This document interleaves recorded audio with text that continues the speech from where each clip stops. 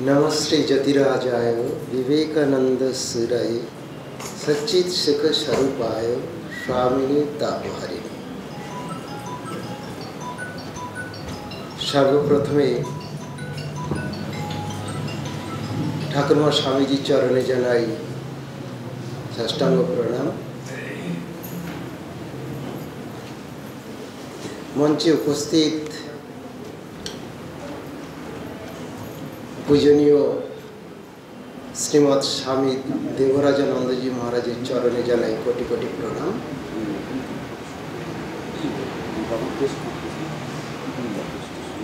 আমি যখন ট্রেনিং সেন্টারে ছিলাম মহারাজ তখন আমাদের ট্রেনিং সেন্টারের প্রিন্সিপাল মহারাজ হিসেবে ছিলেন এবং দীর্ঘ বছর মহারাজ প্রিন্সিপাল হিসাবে থেকেছিলেন। কিন্তু মহারাজকে প্রিন্সিপাল মহারাজ হিসাবে আচার্য মহারাজ হিসাবে পেয়ে নিজেকে ধন্য মনে করি এবং আমি খুবই গর্বিত যে ওই 2 বছর মহারাজের সঙ্গ পেয়েছিলাম। এখানে আমরা অনেকেই আছি। মঞ্চে উপস্থিত কোচবিহার রামকৃষ্ণ মঠের অধ্যক্ষ মহারাজ পূজনীয় শ্রীমৎ স্বামী বিজ্ঞানন্দজি মহারাজের চরণে জানাই সশ্রদ্ধ প্রণাম। সশ্রদ্ধ প্রণাম জানাই উপস্থিত পূজনীয় শ্রীমৎ স্বামী স্নেহময়ানন্দজি মহারাজের চরণে। এছাড়া প্রণাম জানাই স্বামী गिरीशात्मानंदजी महाराज, स्वामी शिवेशानंदजी महाराज, सर्वेष्टानंदजी महाराज এবং কোচবিহার মঠের অন্যান্য সন্ন্যাসীবৃন্দের চরণ। মঞ্চের সামনে উপস্থিত ভগবান শ্রী রামকৃষ্ণদেব শ্রী শ্রী মা এবং স্বামী বিবেকানন্দের অনুরাগী ভক্তবৃন্দদের জানাই নমস্কার, আন্তরিক অভিনন্দন এবং শুভেচ্ছা। এবং এখানে উপস্থিত পাঠরত আমাদের হোস্টেলের সমস্ত ছাত্রদের আন্তরিক শুভেচ্ছা এবং উপস্থিত সবাইকে জানাই কুচবিহার রামকৃষ্ণ মঠের পক্ষ থেকে স্বাগতম, সুস্বাগতম। স্বামী বিবেকানন্দ বলছেন যে আমি এমন একজন মানুষের পদতলে বসে শিক্ষা লাভ করেছিলাম যার উপদেশ অপেক্ষা জীবনটা ছিল উপনিষদ মন্ত্রের জীবন্ত ভাষ্যস্বর, এবং এই উপনিষদ মন্ত্রের সমস্ত ভাব যেন মানব রূপ ধারণ করে ভগবান শ্রীরামকৃষ্ণ রূপে অবতীর্ণ হয়েছে। সেই সমন্বয় ভাব আমি কিছুটা গ্রহণ করতে পেরেছিলাম। জানি না জগতের সামনে আমি ওটা কতটা প্রকাশ করতে পারব। তো ভগবান শ্রীরামকৃষ্ণদেব নিজের জীবনে যেটা রিয়েলাইজ করেছেন, স্বামী বিবেকানন্দ সেটা ন্যাশনালাইজ করে জগৎকে বুঝিয়ে দিয়েছেন, আর জীব সেবার মাধ্যম দিয়ে সেটা ম্যাটারিয়ালাইজ হিসাবে সর্বসমক্ষে প্রকাশ করেছেন। প্রাচ্য এবং পাশ্চাত্যের মিলন সেতুর প্রথম সংকেত দেন বিশ্ববরেণ্য স্বামী বিবেকানন্দ। স্বামী বিবেকানন্দের ভিতরে যেন ব্রহ্মজ্ঞানী বশিষ্ঠ এবং বিশ্বামিত্রের সাধনা যেন প্রভাব বিস্তার করেছিল। সেখানে একটা গানে আছে, ক্ষাত্রবীর্য ব্রহ্মতেজ মূরতি ধরিয়া এলো এবার। এই ক্ষাত্রবীর্য এবং ব্রহ্মতেজ এই একত্রিত করে যে বিরাট সমন্বয় কেবলমাত্র স্বামী বিবেকানন্দ সর্বসমক্ষে দেখিয়েছিলেন। আমরা স্বামী বিবেকানন্দের বাণীকে যদি আলাদা করে বুঝতে চাই তবে তিনটে জিনিস দেখতে পাব। কি? নাম্বার ওয়ান, বেদান্তের মহতী শিক্ষা। সেটা কি? সকল ধর্মই সত্য। দ্বিতীয় হচ্ছে গুরুত্বপূর্ণ জিনিস, সেটা ত্যাগ। ত্যাগের প্রকৃত অর্থ স্বামী বিবেকানন্দ বলছেন সমগ্র জগৎকে ভাগবতী দৃষ্টিতে দেখা। শাস্ত্রকার বলছেন ত্যাগে নৈক্য অমৃতত্ব মানুষ। ত্যাগ ছাড়া অমৃতত্ব লাভ করা যাবে না। তৃতীয় হচ্ছে সাহস, প্রত্যয় এবং সহিষ্ণুতা। স্বামীজি বলছেন যে তুমি সত্যদ্রষ্টা, তুমি দেবতা, কিন্তু তার বহিঃপ্রকাশ ঘটানো তোমার দরকার। একমাত্র তোমার উইল পাওয়ারের দ্বারা, ইচ্ছা শক্তির দ্বারা তোমার ভিতরে যে দেবত্ব আছে তার বহিঃপ্রকাশ ঘটাতে হবে, আর সে দায়িত্ব তোমাকেই নিতে হবে। খিদে লাগলে আমাকে নিজের হাতেই খেতে হবে। এই মহতী শিক্ষা স্বামী বিবেকানন্দ তিনি সর্বসমক্ষে দেখিয়ে দিয়ে গেছেন, যা এ পর্যন্ত কেউ দেখাতে পারেননি। স্বামীজি বলছেন যে আমরা এই দুঃখ কষ্ট পাই, জ্বালা যন্ত্রণা পাই,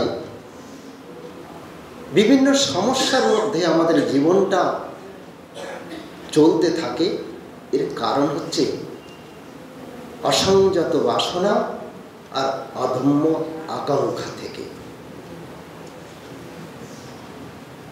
যাই হোক, ঠাকুরমা স্বামীজির কাছে প্রার্থনা করি আমাদের প্রত্যেকের ভিতরে যে দেবত্ব আছে সেই দেবত্বের প্রকাশ যাতে আমরা করতে পারি, তারা যেন আমাদের সেই ব্যাপারে নিশ্চয়ই হেল্প করবেন যদি আমরা আন্তরিকভাবে তাদের ডাকতে পারি। তা আমাদের একান্ত এটাই দরকার যে শ্রদ্ধা সম্পন্ন হয়ে আন্তরিকভাবে ঠাকুরমা স্বামীজির শরণাপন্ন হওয়া। ওম শান্তি শান্তি শান্তি। হরি ওম তৎসৎ। শ্রীরামকৃষ্ণার্পণমস্তু। এখন স্বামী শিষ্য সংবাদ থেকে পাঠ করবেন স্বামী গিরিশাত্মানন্দজি মহারাজ।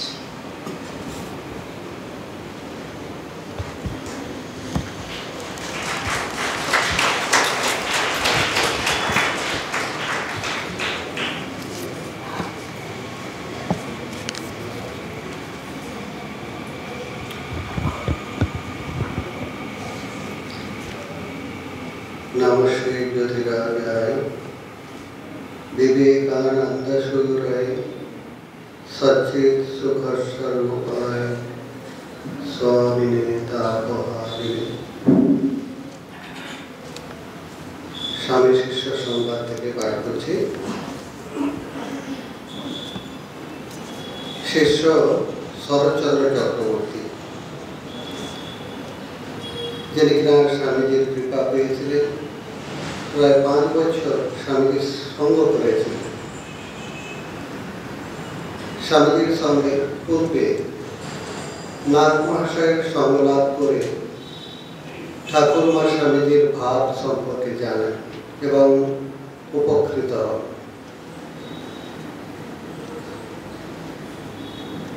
সেই সময় ঠাকুরের তিথি পুজো এই বাৎসরিক উৎসবে তিনি ঠাকুরের স্তোত্র রচনা করতেন। এইরূপ একটি স্তোত্র স্বামীজি পেয়েছিলেন। স্বামীজি তখন দেখা করতে চান। স্বামী তুরীয়ানন্দজি বাগবাজারে রাজবল্লভ পাড়া শ্রীযুক্ত প্রিয়নাথ মুখোপাধ্যায়ের বাড়িতে তাকে নিয়ে এসে উপস্থিত হন। তারপর থেকে স্বামীজির সঙ্গ করেন। আর স্বামীজি আমরা জানি 1897 খ্রিস্টাব্দের 20 ফেব্রুয়ারি তিনি কলকাতায় এসেছিলেন আমেরিকা থেকে। তারপর স্বামীজির জীবনটা ওই সময়ের দিনপঞ্জি যদি দেখা যায়, স্বামীজি প্রায় প্রত্যেক দিন ব্যস্ত থাকতেন। এই বছরে ঠাকুরের জন্মতিথি উৎসব মার্চ মাসে দক্ষিণেশ্বরে অনুষ্ঠিত হয়। সেই দক্ষিণেশ্বরের অনুষ্ঠানে পরে স্বামীজির সাথে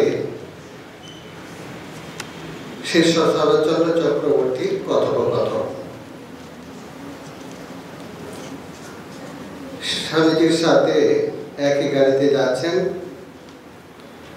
স্বামী নিরঞ্জনানন্দজি এবং শরৎচন্দ্র চক্রবর্তী। স্বামীজি বলছেন, কেবল অ্যাবস্ট্রাক্ট আইডিয়া নিয়ে পড়ে থাকলে কি হবে? এসব উৎসব প্রভৃতিরও দরকার।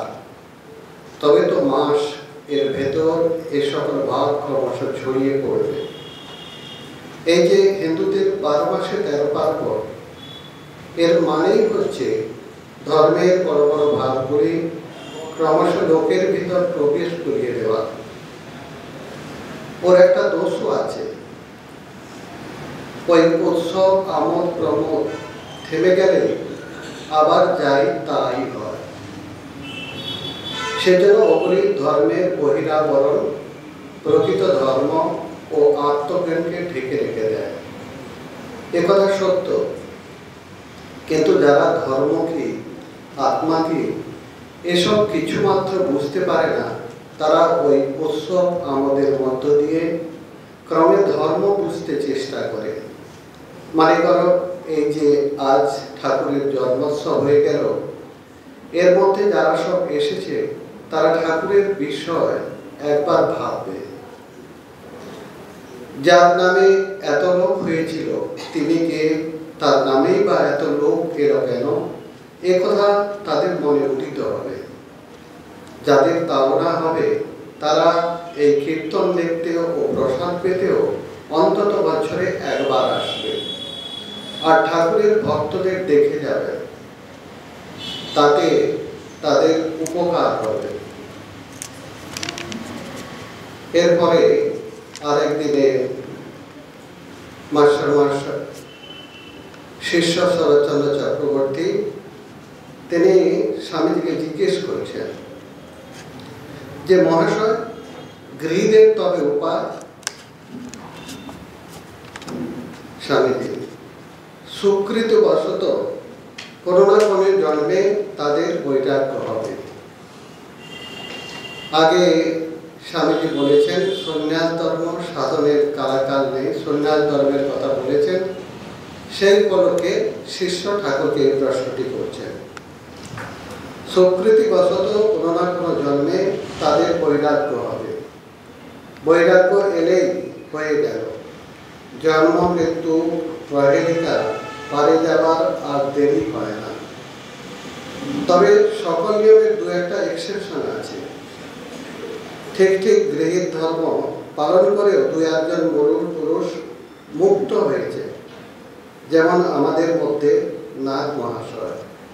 শিষ্য মহাশয়, বৈরাগ্য ও সন্ন্যাস বিষয়ে উপনিষদাদি গ্রন্থে ও বিশদ উপদেশ পাওয়া যায় না।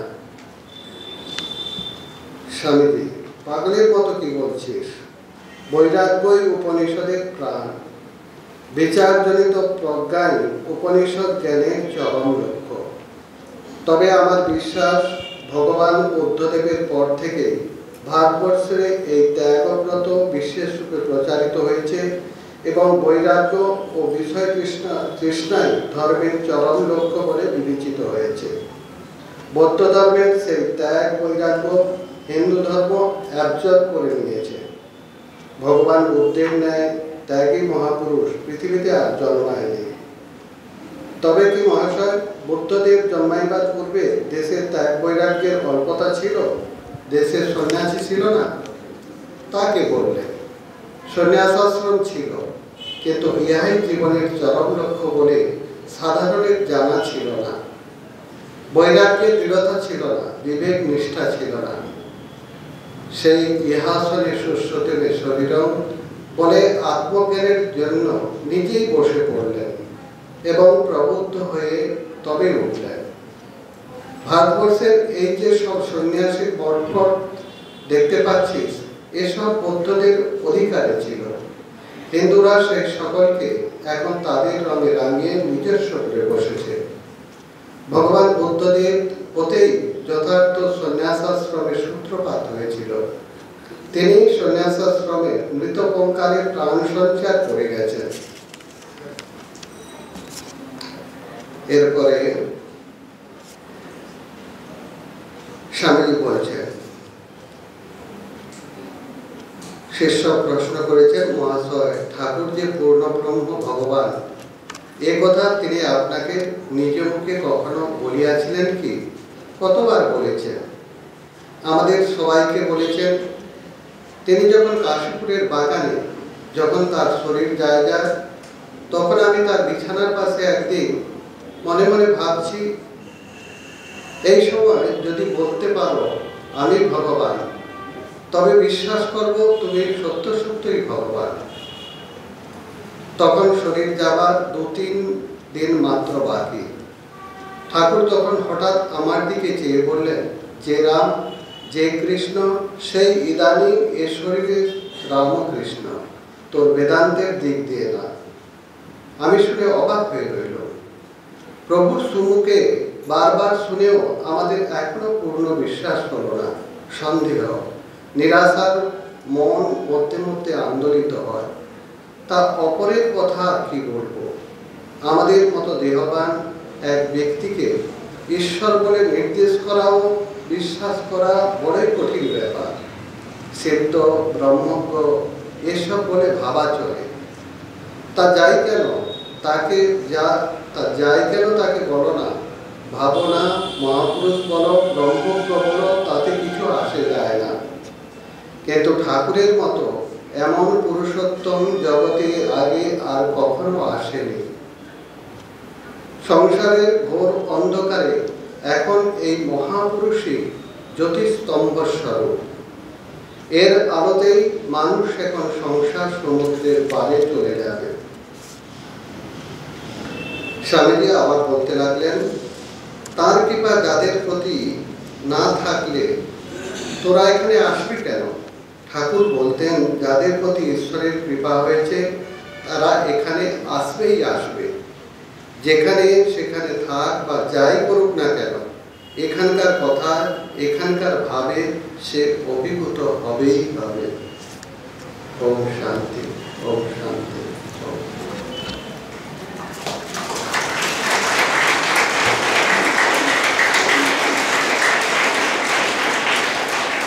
এখন বক্তৃতা বিষয় সাহসিকতার বিষয়ে স্বামী বিবেকানন্দ। বক্তৃতাটি দেবেন স্বামী স্নেহময়ানন্দজি মহারাজ।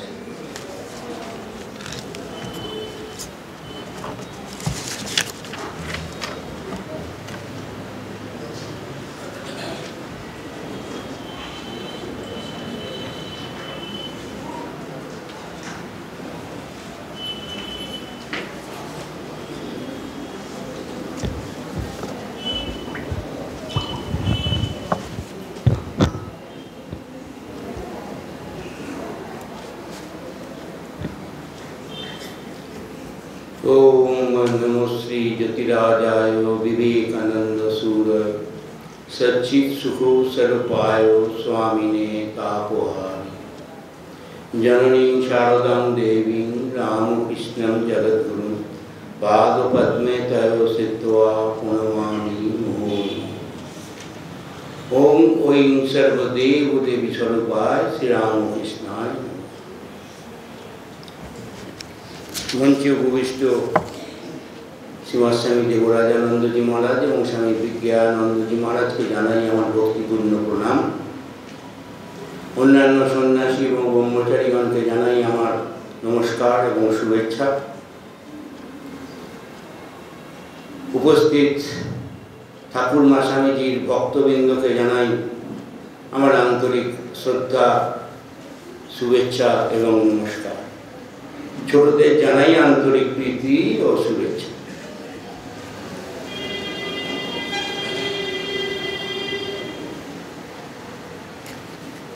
আজকে সকাল থেকেই চলছে স্বামীজিকে নিয়ে। স্বামী বিবেকানন্দের অনুধ্যান দিবস আজকে। এখন হচ্ছে ধর্মসভা। ধী ধাতু থেকে আসছে ধর্ম, আমরা যতটুকু জেনেছি। ধর্ম ধরে থাকে, কি ধরে থাকে? সত্যকে ধরে থাকে, সৎকে ধরে থাকে, শ্রদ্ধা, ভক্তি, ভালোবাসা, এটাকেই ধরে থাকে। এই হচ্ছে ধর্ম মানুষের। আজকের আলোচ্য বিষয় হচ্ছে স্বামীজির জীবন মহান প্রেরণা প্রত্যেকের কাছে, ছোট বড় যেই হোক। আমার বিষয় হচ্ছে সাহসিকতা। স্বামীজির সাহসিকতা বলে শেষ করা যাবে না নির্দিষ্ট সময়। একদিন এক তরুণ বালক কলকাতার রাস্তা দিয়ে হেঁটে হেঁটে যাচ্ছে। হঠাৎ একটা গন্ডগোল শুনতে পেলেন। পেছনে ফিরে তাকিয়ে দেখছেন একটা ঘোড়ার গাড়ির ঘোড়াটা সে উল্টো পাল্টাভাবে ছুটছে আর দৌড়চ্ছে। যে কোনো মুহূর্তে ঘোড়ার গাড়িটা, তখন তো ঘোড়ার গাড়ি ছিল, ঘোড়ার গাড়িটা উল্টে যেতে পারে। অনেক লোক দেখছে, সবাই এই চেঁচাচ্ছে, কিন্তু কেউ এগিয়ে যাচ্ছে না। সেই তরুণ বালকটি দৌড়ে গিয়ে লাগামটা ধরে ঘোড়াকে আটকে দিল। তিনি হচ্ছেন আমাদের বিশ্ববিখ্যাত স্বামী বিবেকানন্দ, তখন নরেন্দ্রনাথ দত্ত। ওই ঘোড়ার গাড়িতে ছিলেন এক মহিলা, ইংরেজ মহিলা। তিনি নরেন্দ্রনাথকে ধন্যবাদ জানালেন। এছাড়াও একটা ঘটনা ঘটেছিল।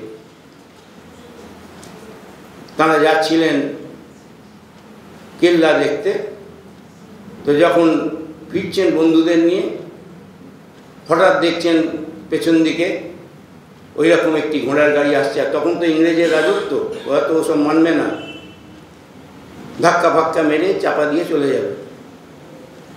সেই সময় নরেন্দ্রনাথ হঠাৎ দেখলেন কী ব্যাপার, দেখে একটা বাচ্চা ছেলে ঘোড়ার গাড়ির কাছে পড়ে গেছে। দৌড়ে গিয়ে সে বাচ্চাটাকে সরিয়ে দিয়ে বাঁচিয়ে দিল। তখন নরেন্দ্রনাথের একটা স্বভাব ছিল, যা হতো সব মাকে অর্থাৎ ভুবনেশ্বরী দেবীকে এসে সব বলে দিত। মা এই কথা শুনে বললেন, বাহ, কাজের কাজ করেছিস, এইরকম বাবা সারা জীবন মানুষের সেবা করে যাবে। অন্য মা হলে বলতেন যে বাবা তুই এগিয়ে গেলি কেন, তুইও তো চাপা করতে পারতিস ঘোড়ার গাড়িতে, কিন্তু তখনকার মা এ কথা বলেনি।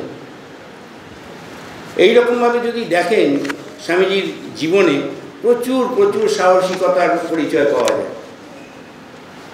নরেন ভালোবাসে ধ্যান ধ্যান খেলতে, সব বন্ধুদের নিয়ে ধ্যান ধ্যান খেলছে। খেলতে খেলতে হঠাৎ দেখছে তার বন্ধুরা যে একটা গোকরো সাপ হঠাৎ সেখানে চলে এসছে। গোকরো সাপটা দেখে বন্ধুরা সব ছুটে পালিয়েছে।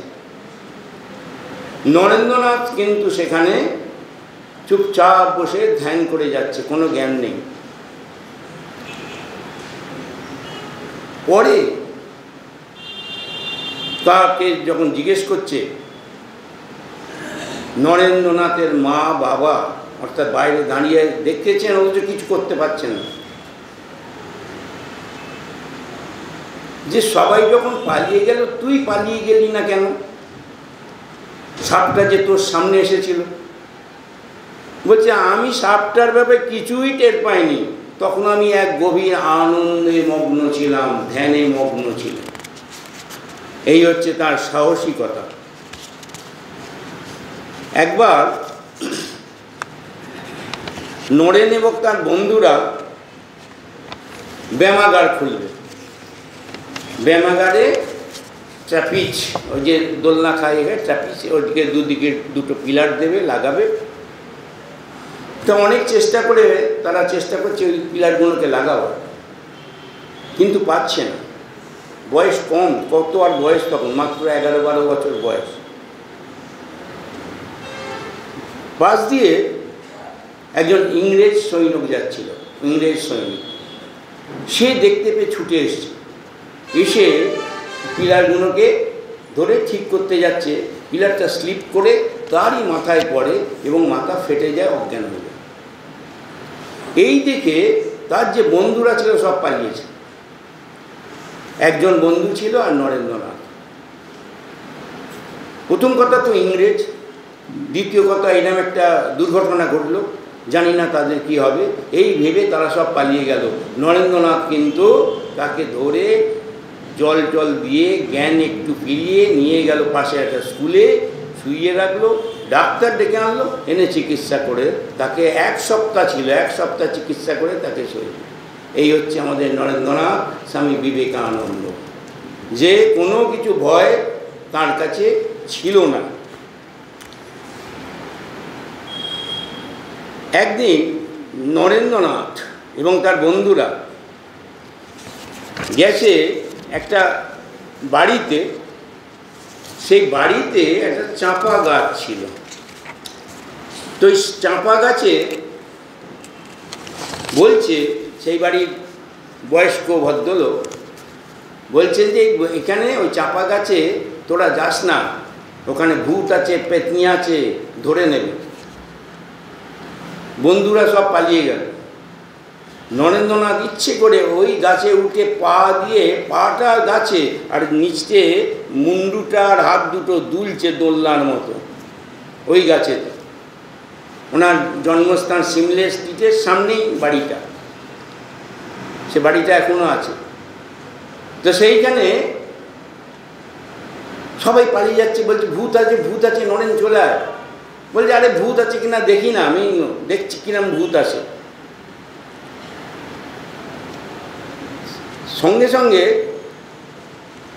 বলছে ওরে তোরা বোকার মতো চলে গেলি, তো আমি তো এর আগেও গাছে উঠেছি, যদি গাছে আগেই উঠেছিলাম তা তখনই তো আমার মুন্ডুটা খেয়ে নিতে পারতো ভূত পেতনি যে আছে। তা তোরা ওই ভদ্রলোকের কথা শুনে চলে গেলি, গাছটা যাতে নষ্ট না হয় সেই জন্যে তোদের ভয় দেখালো আর তোরা ভয়েতে চলে গেলি। এই হচ্ছে সাহসিকতা নরেন্দ্রনাথের, স্বামী বিবেকানন্দ।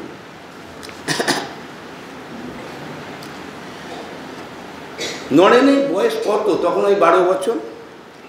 একদিন ব্রিটিশ নৌবাহিনী একটা বিরাট যুদ্ধ জাহাজ এনেছে, সবাই মিলে ঠিক করছে যুদ্ধ জাহাজটা দেখতে যেতে হবে। তো কী করে যাবে তার জন্য আলাদা পাস দেওয়া হয়, না হলে পারমিশন না পেলে যে কেউ যেতে পারবে না। তো যেখানে দেওয়া হচ্ছে সেই অফিসের কাছে গেছেন, গিয়ে দারোয়ান বলছে নেই হোগা নেই হোগা, ভাগিয়ে দিয়েছে। বাচ্চা ছেলে, 12 বছর বয়সের ছেলে, বাবা কী করবে? নরেন্দ্রনাথ ছাড়ার পারত না। সে এসে শুনলো কী করে যাওয়া যায়, না দরখাস্ত করতে হবে। বেশ, উনি দরখাস্ত করলেন। তারপর যাবো কোথাও গিয়ে, তো দারোয়ান তো আটকে দিচ্ছে।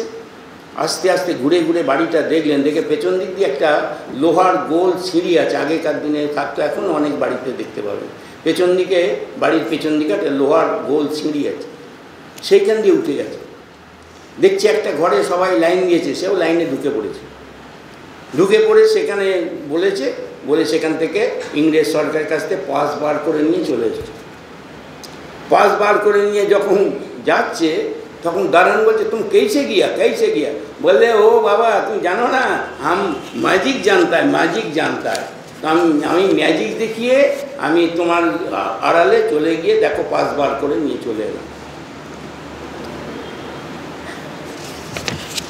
এই হচ্ছে আমাদের নরেন্দ্রনাথ।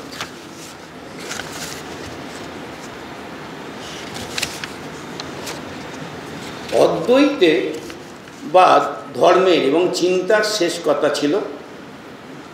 সেই অদ্বৈত হইতে মানুষ সকল ধর্ম এবং সম্প্রদায়কে প্রীতির চোখে দেখতে পায়, এটাই ছিল শিক্ষিত মানব সমাজের ধর্ম।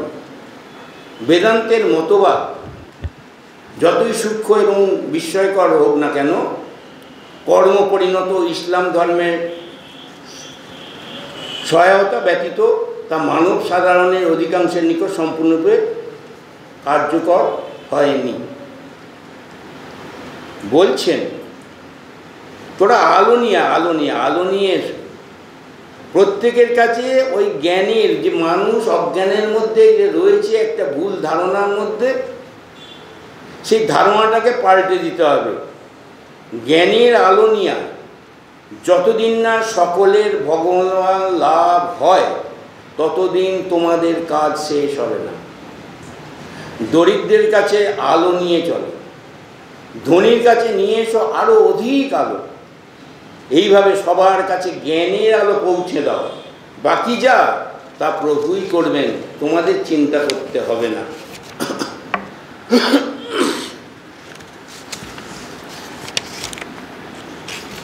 নীতিপরায়ণ এবং সাহসী, বারবার স্বামীজি বলছেন যে নীতিপরায়ণ এবং সাহসী হও।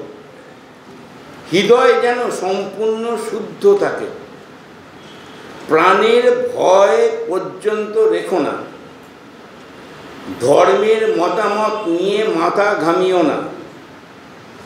কাপুরুষেরাই পাপ করে থাকে, বীর কখনো পাপ করে না। মনে পর্যন্ত পাপ চিন্তা আসতে দিও না, সকলকেই ভালোবাসবার চেষ্টা করবে। নিজে মানুষ হও, আর যারা সাক্ষাৎ তোমার তত্ত্বাবধানে আছে তাদেরকেও সাহসী, নীতিপরায়ণ এবং সহানুভূতি সম্পন্ন করবার চেষ্টা করো। হে বৎসগণ, তোমাদের জন্য নীতিপরায়ণতা এবং সাহস ব্যতীত আর কোনো ধর্ম নেই। এটা ছাড়া ধর্মের আর কোনো মতামত তোমাদের জন্য নয়। যেন কাপুরুষতা, পাপ, অসদাচরণ বা দুর্বলতা একদম না থাকে, বাকি আপনা আপনি সব এসে যাবে।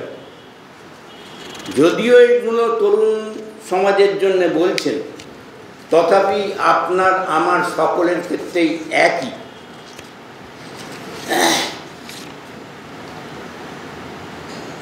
এইভাবে যদি আমরা দেখি যে তার সাহসিকতা কোথায় গিয়ে দাঁড়িয়েছিল, বলছেন আমাদের দেশের মানুষ সারাটা দেশ জুড়ে পেটে হাত দিয়ে পড়ে আছে, আর তোমরা অর্থাৎ ইংরেজ সরকাররা তোমরা আমাদের এখান থেকে সমস্ত অর্থ সব নিয়ে চলে যাচ্ছ, আমাদেরকে ভিখিরি বানিয়ে দিয়েছে। অগ্নিময় ভাষা ইংরেজদের উদ্দেশ্যে বললেন, এক হাতে বাইবেল, অন্য হাতে বিজেতার তরবারি নিয়ে তোমরা আমাদের দেশে গিয়েছো। কোথায় বলছে? আমেরিকা বসে। আমাদের পায়ের তলায় দোলেছ, ধুলোর মতো তুচ্ছ জ্ঞান করেছ, তোমরা মাংসাশী জানোয়ার। কোথায় বলছে? ইংরেজ সরকারের রাজত্বে ইংরেজের বুকের ওপর বসে বলছে। এই হচ্ছে সাহসী নরেন্দ্রনাথ বিবেকানন্দ। মদ খাইয়ে তোমরা আমাদের অধঃপাতিত করেছ, অসম্মানিত করেছ আমাদের নারী সমাজকে, বিদ্রুপ করেছ আমাদের ধর্মকে। ব্রিটিশ সরকার ভারতকে কি দিয়েছে? কঠোর বিদ্রুপের সঙ্গে বললেন, সেই আমেরিকার ভদ্র শিক্ষিত সমাজকে 3টি ব তোমরা দিয়েছ, বি বি বি, 3টে বি দিয়েছ। কি বি? বাইবেল, ব্র্যান্ডি আর বেয়নে। এছাড়া তোমরা আমাদের কিছু দাওনি। মদ দিয়েছ, বাইবেল করে দিয়ে খ্রিস্টান করছো, আর বেয়নেট দিয়ে মানুষ হত্যা করছো। এই 3টে ছাড়া আর তোমরা আমাদের কিছু দাওনি। ইংরেজ সরকারের রাজত্বে ইংরেজের বুকের ওপর বসে এই স্বামীজি এই কথা বলছেন। স্বামীজি চাইতেন ভারতবর্ষের মানুষ চূর্ণ করে দিক ব্রিটিশের দাসত্ব শৃঙ্খল, তোপের মুখে উড়িয়ে দিক তাদের স্বৈরাচারী দুর্গ। তাতে যে আগুন জ্বলবে তা দাবানলের মতো সারা ভারতে ছড়িয়ে পড়বে। আর ব্রিটিশ শাসনকে ধ্বংসের মুখে দেখে দাঁড় করিয়ে দাও।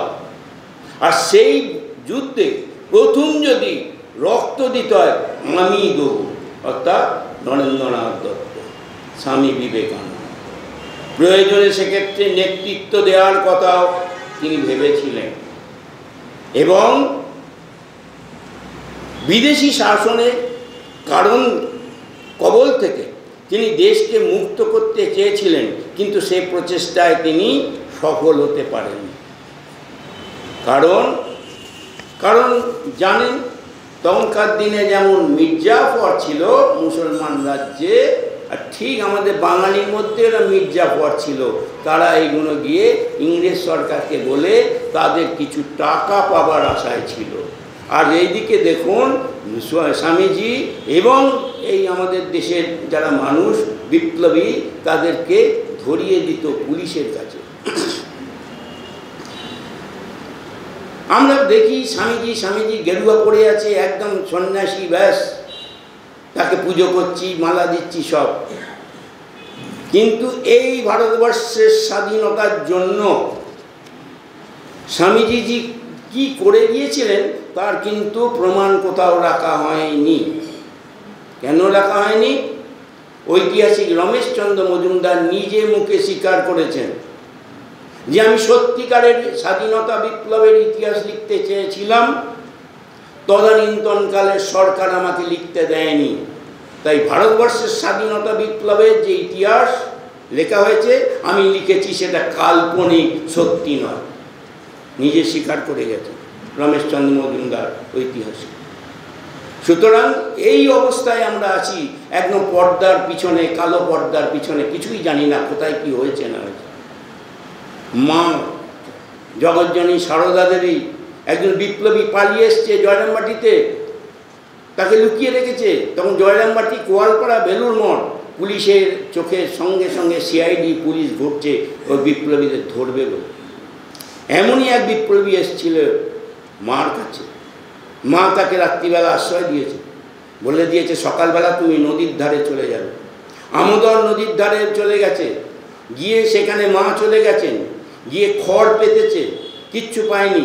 খড় পেতে তাকে বসিয়েছে, নিজে খড় পেতে বসেছেন, দীক্ষা দিয়েছেন। এবার কোথা দিয়ে পালিয়ে যাবে সেই রাস্তাটা পর্যন্ত মা দেখিয়ে দিয়েছে। এই হচ্ছে আমাদের মা। এটা কি কোনো ইতিহাসে আছে? নেই। কিন্তু ঘটনা, কোনো গল্প নয়, মিথ্যা নয়, সত্য ঘটনা। মা নিজেই স্বীকার করে গেছে। সুতরাং যে মা এই পর্দার পিছনে থেকেও ভারতবর্ষের স্বাধীনতা বিপ্লবের যে সম্পূর্ণভাবে সমর্থন করে গেছেন, সে বিষয়ে অনেক অনেক অনেক ইতিহাস আছে। আজকে বেলুর মঠ থাকতো না, ব্যান করে দিয়েছিল ইংরেজ সরকার। মা শারদানন্দ মাঝকে বললেন, তুমি যাও গভর্নরের কাছে গিয়ে বলো যে এটা বিপ্লবীদের আশ্রয়স্থল নয়, এটা হচ্ছে সাধুদের আশ্রয়স্থল, মনাস্টেরি। এইভাবে তখন কাগজে দেয়া হলো যে এটা মোনাস্টারি নয়, এটা নরেন্দ্রনাথের বাগান বাড়ি। এরপর যখন এই চিঠি পিটি দেয়া হলো মায়ের নির্দেশে, তখন এটাকে বলা হলো হ্যাঁ এটা মোনাস্টারি। আপনারা একটা ঘটনা জানেন কি না জানি না, স্বামীজির একটা কুকুর ছিল বাঘা। বালি মিউনিসিপ্যালিটি তখন যিনি প্রধান ইংরেজ সরকার, তিনি আসছেন স্বামী বিবেকানন্দের সঙ্গে দেখা করতে। তো কুকুরটি ঘেউ ঘেউ করলো না, তাকে সামনে এলো, এসে গাইড করে নিয়ে গেল স্বামীজির কাছে। স্বামীজির সঙ্গে অনেকক্ষণ কথাবার্তা বললেন সাহেব, বলে যখন ফিরে যাচ্ছে আবার কুকুরটা গেট অবধি পৌঁছে দিয়ে যাচ্ছে। সাহেব বালি মিউনিসিপ্যালিটিতে গিয়ে লিখে দিলেন, যেখানে কুকুর বাইরের লোককে দেখে ঘেউ ঘেউ করে না, সেটা মোনাস্টারি, নরেন্দ্রনাথের বাগান বাড়ি নয়। অতএব ট্যাক্স মকুব। বালি মিউনিসিপ্যালিটি থেকে ট্যাক্স মুকুব করে দেওয়া হলো বেলুর মঠে। সত্য ঘটনা। সুতরাং এই রকম ঘটনা প্রচুর ঘটে।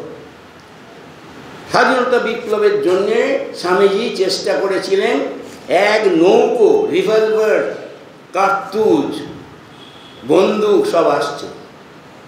দুজন জানতেন, স্বামীজি জানতেন, স্বামীজি চেয়েছিলেন, আর মিস ম্যাকলাউড উনি করতে খবর পেয়েছিলেন। খবর পেয়ে ওইখান থেকে শঙ্করী প্রসাদ বসুকে লিজেল রেমো বলছেন যে এইটা করে সেই চিঠি, স্বামীজির হাতের লেখার চিঠি দেখিয়ে টেকিয়ে শঙ্করীবাবুর সামনে ওইটা ছিঁড়ে ফেলে দিলেন। বলছেন না, এই চিঠি আমরা দেখাবো না। কেন না, তার নামে একটা কালো ছাপ পড়বে। ভগবান যিশুকে আমরা যেমন শ্রদ্ধা করি, স্বামী বিবেকানন্দকে ঠিক আমরা সেইভাবে শ্রদ্ধা করি। এমন দুর্ভাগ্য, চন্দননগরের কাছে এসে নৌকোটা ধরা পড়ে গেল। কিন্তু কে চেয়েছিল আর কে পাঠিয়েছিল তার হদিশ কিছু পায়নি বুদ্ধিমান ইংরেজ সরকার। তো এই হচ্ছে অবস্থা। সুতরাং স্বামী বিবেকানন্দের যে সাহসিকতা রন্ধে রন্ধে পাবেন, রন্ধে রন্ধে পাবেন। তাই বলছেন যে আমার মধ্যে যে আগুন জ্বলছে, সেই আগুন তোমাদের মধ্যে জ্বলে উঠুক, আমি সেটা চাই। আমি যা কাজ করেছি তার থেকে দ্বিগুণ কাজ তোমরা করতে পারবে। সাহসিকতার সঙ্গে তোমরা সে কাজে নেমে পড়ো, আর ভয়ে পেও না। ভগবানের কাছে প্রার্থনা করি আমার ভেতর যে আগুন জ্বলছে তা তোমাদের মধ্যে জ্বলে উঠুক। তোমরা যেন জগতের যুদ্ধক্ষেত্রে বীরের মতো মরতে পারো।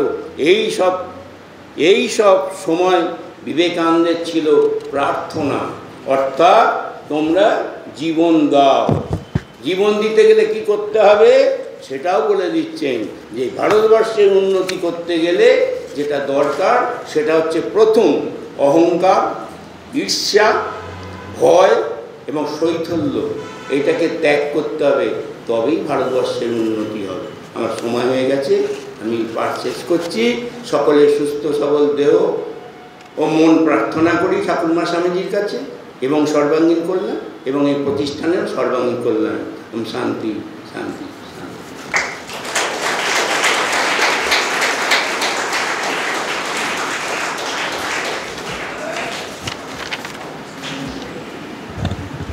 পূজনীয় মহারাজকে প্রণাম জানাচ্ছি। এখন বক্তৃতা স্বামীজির স্বদেশ প্রেম। বক্তৃতাটি দেবেন স্বামী বিজ্ঞানন্দজি মহারাজ।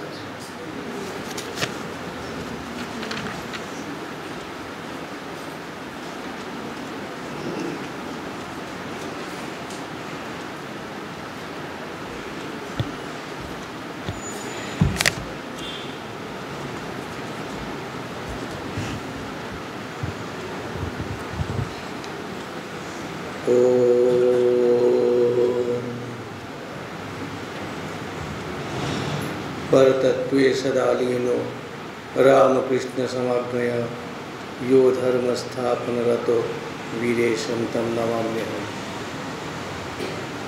আমাদের আজকে স্বামী বিবেকানন্দের দিন। আমরা স্বামী বিবেকানন্দের সম্পর্কে আলোচনা করছি এবং তাতে আমার বিষয় হয়ে গেল স্বদেশ প্রেম, স্বামী বিবেকানন্দের স্বদেশ প্রেম। এতক্ষণ যেটা শুনলেন তার মধ্যেও স্বামী বিবেকানন্দের স্বদেশ প্রেমের ভাব রয়েছে। সন্ন্যাসী হয়ে এই স্বদেশকে এত ভালোবেসেছিলেন, তার মূল কারণ হলো শ্রীরামকৃষ্ণদেবের ইঙ্গিত, ভারতকে মুক্ত করতে হবে, পরাধীনতার যে কালো ছায়া ভারতের মধ্যে রয়েছে তার থেকে ভারতকে ওঠাতে হবে, ভারতের যথার্থ অবস্থা পৃথিবীর সম্মুখে জানাতে হবে। ভারত যথার্থ যেটা, ভারতের আধ্যাত্মিকতা, সেটা পৃথিবীর লোককে বলতে হবে। ভারত কোনো এমন কোনো দেশ নয় যেটা তখনকার দিনে ইংরেজরা প্রচার করছিলেন যে ভারতে কোনো ধর্ম নেই, নীচ গরিব তারা থাকে, তাদের কোনো ধর্ম নেই, তাদের ব্যবহার অত্যন্ত নীচ। স্বামী বিবেকানন্দকে দেখে তাদের সেই ভাবটা দূর হয়েছে, তারা মানতে বাধ্য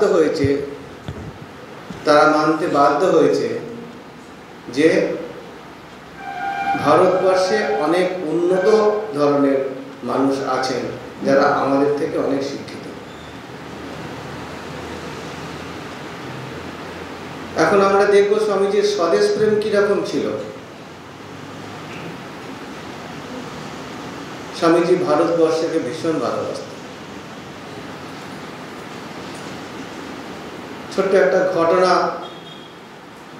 আমরা লক্ষ্য করব।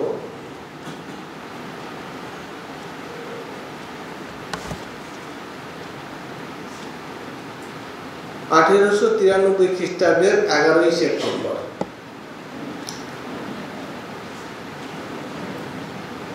স্বামী বিবেকানন্দ বিশ্ব ধর্ম মহাসভায় সবার থেকে শ্রেষ্ঠ বক্তৃতা দিয়েছেন। তিনি সম্মানের চূড়ান্ত পর্যায়ে উঠেছেন, তাকে সকলে ধন্য ধন্য করছে ইত্যাদি। তারপর তাকে নিয়ে গেছে যেখানে থাকতে হবে রাত্রে, সেখানে খাওয়া দাওয়া শেষ করে রাত্রি প্রায় 2টোর সময় তাকে সেই ঘরে নিয়ে গেছে। ঘরের মধ্যে ঢুকে তিনি দেখছেন খুব মোটা কার্পেট পাতা পুরো ঘরটাতে, এবং সেখানে যে বিছানায় তাকে শুতে দেওয়া হয়েছে সেটা গদিতে ভর্তি, খুব গদি, খুব নরম।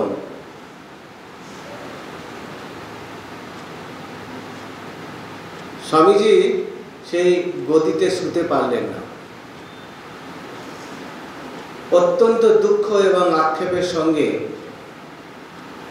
তিনি ওই কার্পেটের ওপর শুয়ে থাকলেন, সারা রাত ধরে কাঁদলেন।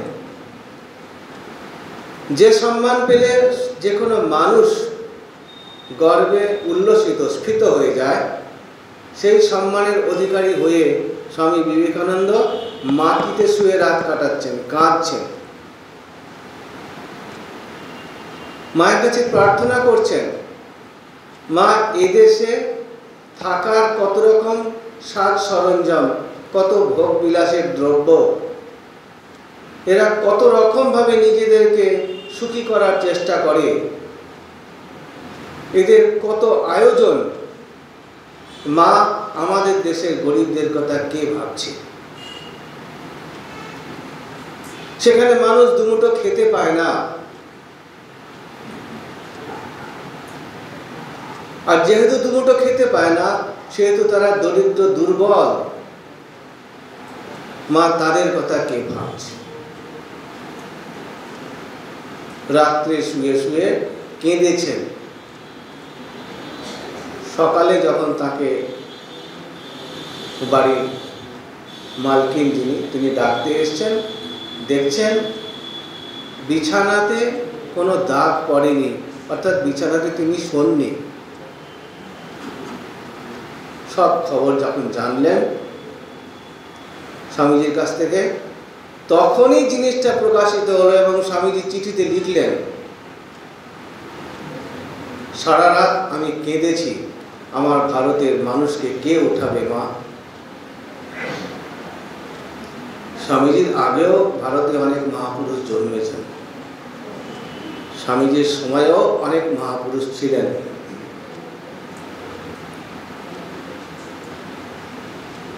এবং তখনকার দিনে যারা ব্রাহ্ম সমাজের প্রতাপচন্দ্র মজুমদার আদি, তারা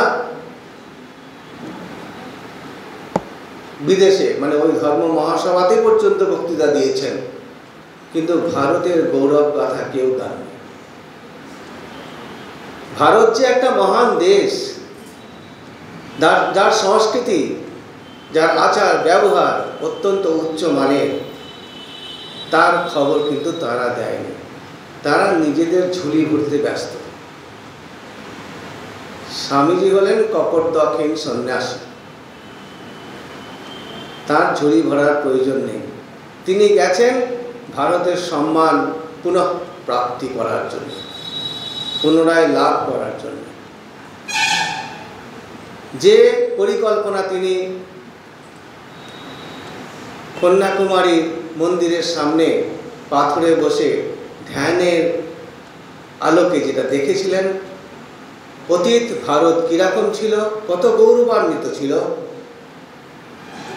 বর্তমান ভারতের দুর্দশা, পদদলিত অবস্থা, আর আগামী প্রজন্মের ভারতের অবস্থা, ভবিষ্যতের ভারত, এই তিনটে তিনি মানস নয়নে, ধ্যানের নয়নে তিনি দেখলেন।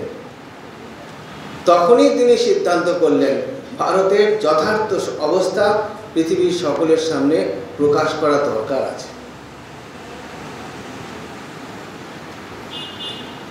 ভারতের যে এই অবস্থা, সেটা প্রকৃত নয়। হাজার হাজার বছর ধরে ব্রিটিশ রাজত্বের পদদলিত এবং মুসলমান রাজত্বের পদদলিত থেকে তার নিজের ব্যবহারটা ভুলে গেছে। কত দুঃখ করে তিনি বলছেন, ভাবতে পারো যারা ঋষির বংশধর, সেই ঋষির বংশধর আজ রাস্তায় রাস্তায় ভিক্ষা করছে, খেতে পাচ্ছে না।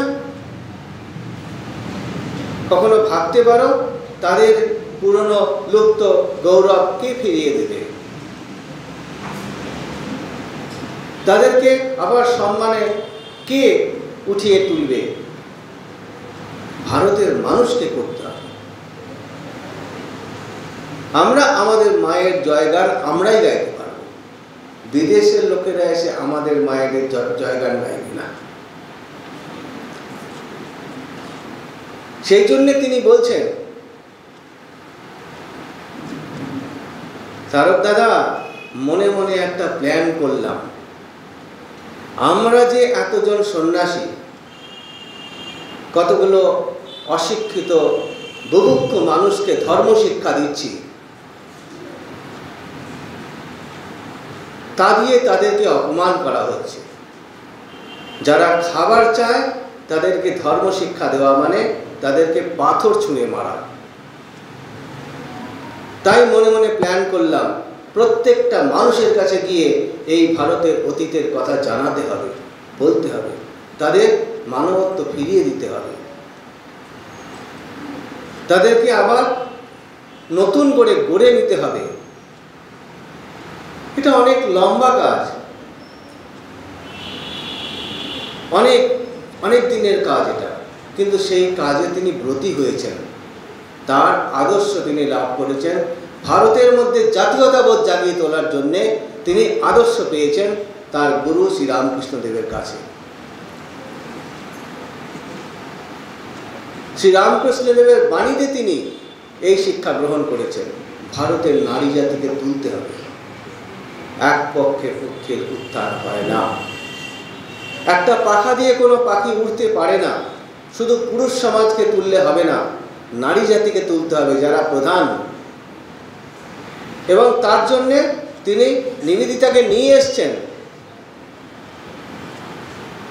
এবং নিবেদিতার মধ্যে তার নিজের ভাব ঢুকিয়েছেন, ভারতের গৌরবের কথা শুনিয়েছেন, ভারতের মহানত্বের কথা শুনিয়েছেন তাকে, এবং ভারতের নিবেদিতাকে সেই শিক্ষায় শিক্ষিত করেছেন। করে তিনি ভারতকে জাগাবার জন্যে তাকে নিযুক্ত করেছেন। পরবর্তীকালে নিবেদিতা ভারতের স্বাধীনতার জন্য কাজ করেছেন। সেখানেও স্বামী বিবেকানন্দের অদৃশ্য হস্ত, অদৃশ্য নির্দেশ। তিনি কোনো পথভ্রষ্ট হননি, তার কাজ অন্যদের হাতে দিয়ে তিনি এই স্বামীজির এই দেশ মুক্তি, দেশের স্বাধীনতার কাজে নিজেকে নিযুক্ত করেছেন।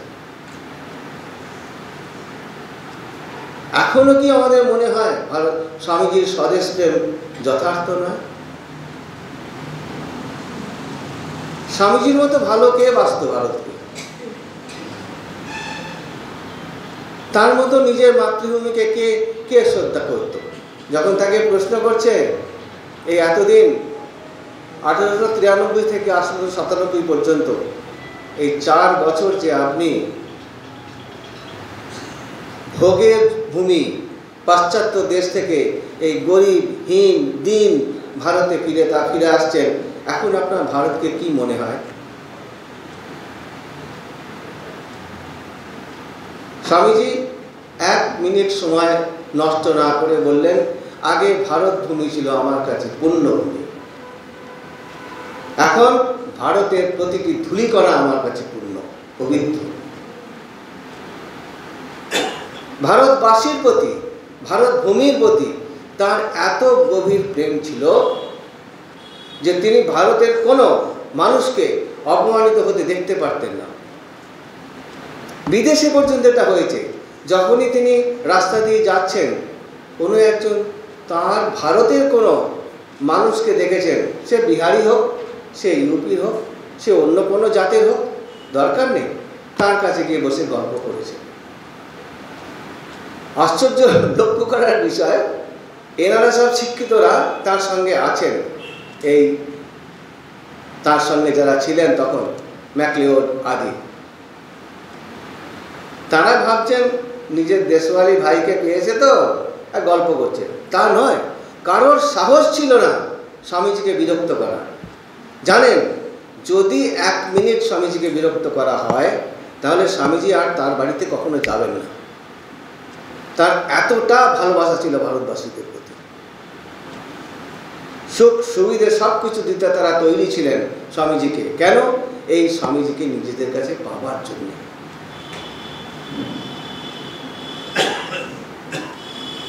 এই যে স্বামীজির স্বদেশ প্রেম আমরা দেখি, এই স্বদেশ প্রেমের আগুন তিনি ভারতবাসীদের মধ্যে জাগিয়ে দিয়েছেন।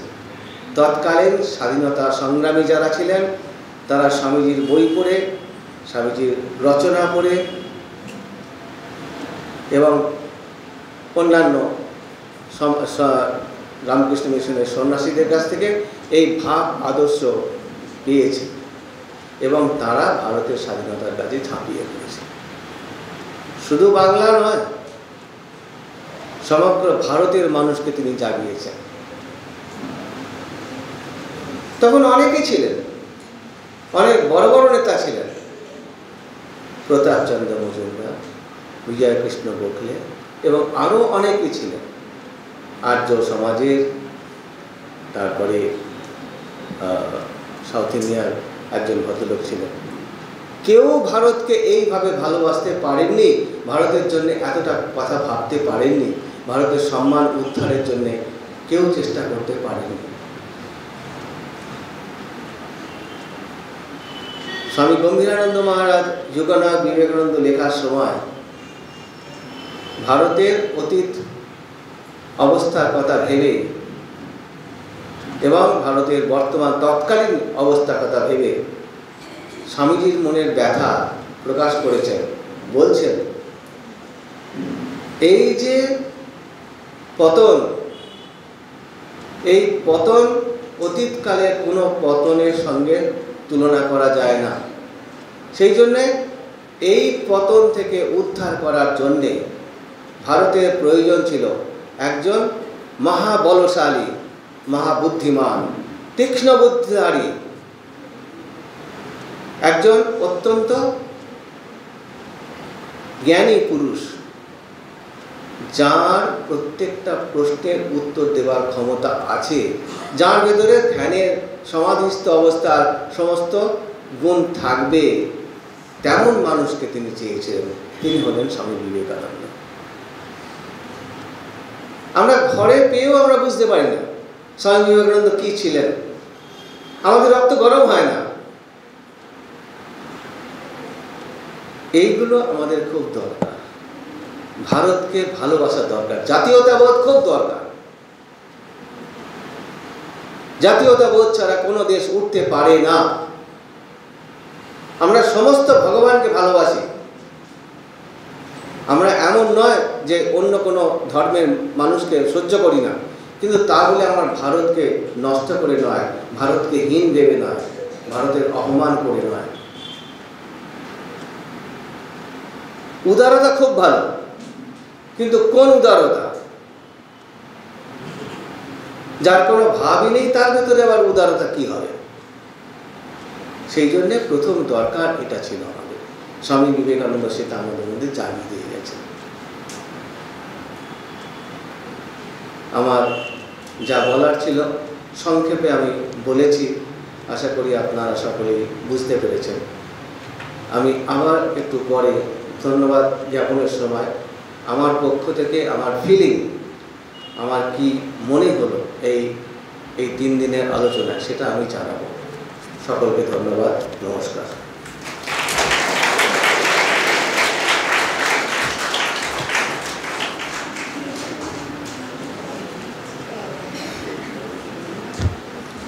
মহারাজজিকে প্রণাম। এখন সভাপতির ভাষণ দেবেন স্বামী দেবরাজানন্দজি মহারাজ।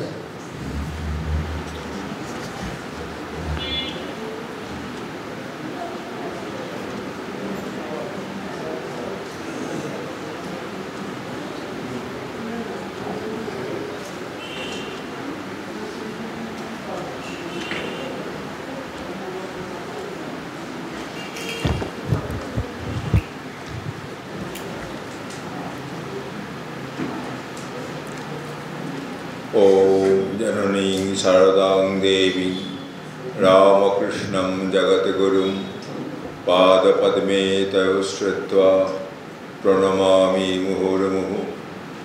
नमः श्रीयतिराजाय विवेकानन्दसूरये सच्चित्सुखस्वरूपाय स्वामिने तापहारिणे।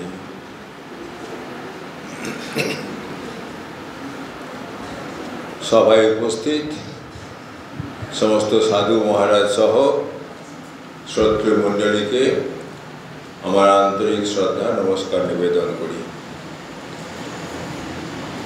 ভগবান শ্রীরামকৃষ্ণদেব দক্ষিণেশ্বরে যে ঘরে থাকতেন সেখানে কয়েকখানি বই রাখা ছিল।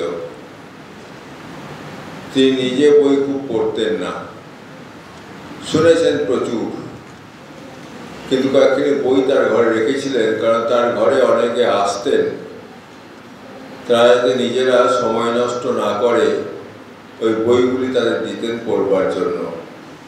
কখনো কখনো তারা জোরে জোরে পড়তো, ঠাকুর শুনতেন, কখনো তারা নিজে নিজে পড়তো। সেই বইয়ের আমার ভাগ ছিল। কতগুলি বই নরেন্দ্রনাথ ছাড়া অন্য কাউকে তিনি পড়তে দেবেন না। তার মধ্যে একটি গ্রন্থের নাম হচ্ছে অষ্টাবক্র সংহিতা। সেটি বেদান্তের একেবারে উচ্চতম তত্ত্ব সম্বন্ধে বিস্তারিত বর্ণনা সেখানে আছে। সেই অষ্টাবক্র সংহিতাখানি বার করে একদিন তিনি যুবক নরেন্দ্রনাথকে পড়তে বললেন। ওই বইটির উপর নরেন্দ্রনাথের খুব রাগ ছিল। রাগের একটা কারণ ছিল। তিনি ছোট থেকে ভগবানের সঙ্গে একটা এমন সম্পর্কে আবদ্ধ যে ভগবান তার থেকে পৃথক একটি সত্তা, এই ভাব তিনি মনের মধ্যে গেঁথে নিয়েছিলেন।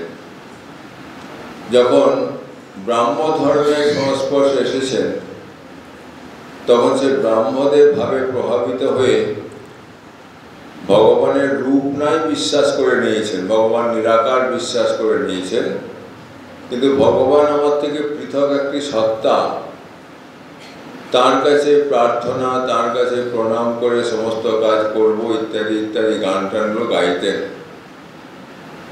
যেমন কতগুলি গান ব্রাহ্মদের খুব বিখ্যাত আছে, প্রণমী তোমারে চলিব নাথ সংসার সকল কাজে ইত্যাদি গানগুলিতে তিনি আমার থেকে পৃথক একটি সত্তা, ভগবান আমার থেকে পৃথক একটি সত্তা, এবং সেই ভগবান সর্বশক্তিমান, আমি তার আরাধনা করে তার কাছ থেকে শক্তি লাভ করব, এই ভাবনা সেখানে ছিল। আর অষ্টাবক্র সংহিতা বলছেন যে ভগবান বলে আলাদা কোনো সত্তা ভেবো না কিছু। এই যে যাকে আমরা জীব বলে দেখছি, যাকে মানুষ, গরু, ছাগল, ইট, কাঠ, পাথর বলে মনে করছি, এগুলি সবগুলি কিন্তু একই সত্তা। সেই সত্তার নাম হচ্ছে ব্রহ্ম। সে এক ব্রহ্মই ভিন্ন ভিন্ন রূপ ধারণ করেছেন। তোমাতে আমাতে কোনো পার্থক্য নাই, পার্থক্য শুধু প্রকাশের তারতম্যে। একটি কাঠের সঙ্গে আমার কোনো পার্থক্য নেই, পার্থক্য শুধু প্রকাশের তারতম্যে। বস্তুগত দিক দিয়ে বিচার করলে ভেতরের বস্তু আমিও যা, সেও তা। অতএব একম এব অদ্বিতীয়ম, এক এবং অদ্বিতীয় একটি সত্তা আছে, সেই সত্তাই আমাদের কাছে ভিন্ন ভিন্ন রূপ ধরে এসেছে। আমরা সেই ভিন্ন ভিন্ন রূপধারী সত্তার সঙ্গে সম্পর্ক রেখে কাজকর্ম করছি, এই তার বক্তব্য। নরেন্দ্রনাথ এই কথাটি পড়তে গেলেই মনে হোঁচট খেতেন, কারণ ছোট থেকে তিনি দেখেছেন ভগবানের কাছে প্রার্থনা করতে হয় যিনি আমার থেকে পৃথক একটি সত্তা। ব্রাহ্ম ধর্ম সংস্পর্শে এসেও সেই শিক্ষায় শিক্ষিত হয়েছেন। এখানে বলছি কিনা সবই ভগবান, ভগবান বই আর কিছু নাই, সেই ব্রহ্ম ভগবান সমর্থক, আর কিছু নাই। তিনি শ্রীরামকৃষ্ণকে পরিষ্কার ভাষায় বললেন, ওই সব বই মশাই আমি পড়ব না, ওই সব বই রাখা উচিত নয়, ওগুলি নষ্ট করে ফেলা দরকার। এর মতো চূড়ান্ত নাস্তিকতা আর হয় না। বলে কিনা আমিও ভগবান, তুমিও ভগবান, ঘড়িটাও ঈশ্বর, বাটিটাও ঈশ্বর, সবই তাই। ঠাকুর বলেন, তোকে তো আমি জিনিসটা পড়ে তার ভাব নিতে বলছি না, আমি বলছি তুই শুধু আমাকে পড়ে শোনা, আমার শুনতে ইচ্ছা করছে। এখন ঠাকুরের প্রতি নরেন্দ্রনাথের ভালোবাসা খুব তীব্র ভালোবাসা, এত ভালোবাসা যে ঠাকুর যদি তার সঙ্গে কথা নাও বলেন, তার দিকে ফিরে নাও তাকান, তবু তিনি দক্ষিণেশ্বরে আসেন, ঠাকুরের ঘরে বসে থাকেন। এরকম একবার হয়েছিল দীর্ঘকাল ঠাকুর তার সঙ্গে কোনো কথা বলেননি, তবু নরেন্দ্রনাথ আশা ছাড়েননি। ঠাকুর জিজ্ঞেস করেন, আমি তোর সঙ্গে তো একটাও কথা বলি না, তোর দিকে ফিরেও তাকায় না, তবু তুই আসিস কেন? সেটা বেশ কিছুদিন পরে, মাস দুয়েক পরে ঠাকুর জিজ্ঞাসা করছেন। নরেন্দ্রনাথ বললেন যে আপনার কাছে কথা শুনতে আমি আসি না, আপনি যেসব কথা বলেন সেসব কথা আমি বহু পড়েছি। আমি শুধু আপনাকে ভালোবাসি, আপনাকে না দেখে থাকতে পারি না, তাই আসি। এই ভালোবাসা, সত্যি করে ভালোবাসা হচ্ছে এইটি। আমি তোমার কাছে কিছু চাই না, আমি তোমাকে ভালোবাসি, তাই তোমার কাছে আসি। তাই ঠাকুর যখন বললেন যে পড়ে শোনা, ওই ভালোবাসার তাগিদে তিনি পড়ে পড়ে শোনাচ্ছেন। আর মনে মনে এই গ্রন্থকারের মুন্ডপাত করছেন। কিছুক্ষণ পড়া শেষ হওয়ার পরে ঠাকুরের ঘরের বাইরে বারান্দায় হাজরা মশাই বসে থাকতেন। হাজরা মশাইয়ের কাছে গিয়ে তার সব প্রাণের কথা বলছেন, তামাক খাচ্ছেন আর প্রাণের কথা বলছেন। যে বলে কি মশাই, বইটাতে ঘটিটাও ঈশ্বর, বাটিটাও ঈশ্বর, আমিও ঈশ্বর, আপনিও ঈশ্বর, সবাই ঈশ্বর, তা কোনো হয় নাকি? ঠিক সেই সময় ঠাকুর অর্ধভাবস্থ অবস্থায় সেখানে এলেন, অর্ধ সমাধিস্থ অবস্থায় সেখানে এলেন, ভাবে বিভোর হয়ে সেখানে এলেন। এসে জিজ্ঞাসা করছেন, কি গো তোমাদের তো হাসাহাসি কিসের? দুজনে খুব হাসছেন তখন, তো এই সমস্ত অবান্তর কথা শুনে তোমাদের এত হাসাহাসি কিসের? নরেন্দ্রনাথ বললেন, আমি এক্ষুনি বলছিলাম যে বইটায় কী সব বাজে কথা লিখছে, বলছে ঘটিটাও ঈশ্বর, বাটিটাও ঈশ্বর, তাই হয় নাকি? ঠাকুর কিছু বললেন না, শুধু একটু সেই হাসতে হাসতেই নারায়ণের সঙ্গে হাসতে হাসতে নারায়ণকে একটু স্পর্শ করে দিলেন। স্পর্শ করার মতো নরেন্দ্রের জীবনে একটা অদ্ভুত পরিবর্তন হলো। সমস্ত বিশ্ব সংসার ঘুরতে ঘুরতে যেন একত্রে মিলে যাচ্ছে। কিছুক্ষণের জন্য তিনি সম্বিত হারিয়ে ফেললেন। যখন সম্বিত ফিরে পেলেন, তখন সেই একত্রের অনুভবটা সর্বত্র হচ্ছে, পৃথক বলে কাউকে মনে হচ্ছে না। বাড়ি যাচ্ছেন, ঠাকুরের কাছ থেকে বেরিয়ে বাড়ি যাচ্ছেন, পথে যাচ্ছেন, পেছন থেকে ট্রাম আসছে, ঘণ্টার ধ্বনি শুনছেন, কিন্তু সরে যাওয়ার কোনো প্রবণতা তিনি অনুভব করছেন না। কারণ ট্রামের সঙ্গে তার যে কোনো ভিন্নতা আছে, সেটি আমার ঘাড়ে চাপলে মরে যাবো, আর পৃথক হয়েছি, এরকম ভাব তার মধ্যে নেই, এক অনুভব করছেন। শেষ পর্যন্ত তো কোনো রকম শরীর টরে দেওয়া হলো তাকে। বাড়িতে গিয়ে খেতে বসছেন, মা খেতে দিচ্ছেন, ভাতের থালা, ভাত যিনি খেতে দিচ্ছেন, যাতে করে দিচ্ছেন, সব দেখছেন একই সত্তা। যিনি খাচ্ছেন, যিনি খাওয়াচ্ছেন, সব এক সত্তা। ওই যে আমাদের যারা রামকৃষ্ণ মঠ মিশনে কখনো প্রসাদ পেয়েছেন, এই মন্ত্রটি বলেছেন, ব্রহ্মার্পণাং ব্রহ্মহবির ব্রহ্মাগ্ন মন্ত্র বলেছেন, সেটি একেবারে মর্মে মর্মে উপলব্ধি করছেন। এখন যদি খাদ্যের সঙ্গে নিজের পার্থক্য নির্ণয় করতে না পারে, খুব স্বাভাবিক খাদক খেতে চাইবেন না। কাকে খাবেন, কেনই বা খাবেন? পৃথক তো কিছু নয় সে। খেতে খেতে থেমে গেলেন। মা বলেন, কী রে, কী হলো, খা। একটু সম্বিত এলো, একটু সামান্য খেলেন, আবার থেমে গেলেন।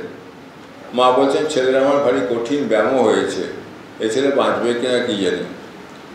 ঘর থেকে বেরিয়ে এসছেন, কলেজে যেখানে পড়তেন তার কাছে হেদো পার্কের ধারে, হেদো সেই পার্কের চারিপাশে লোহার রেলিং দেওয়া আছে।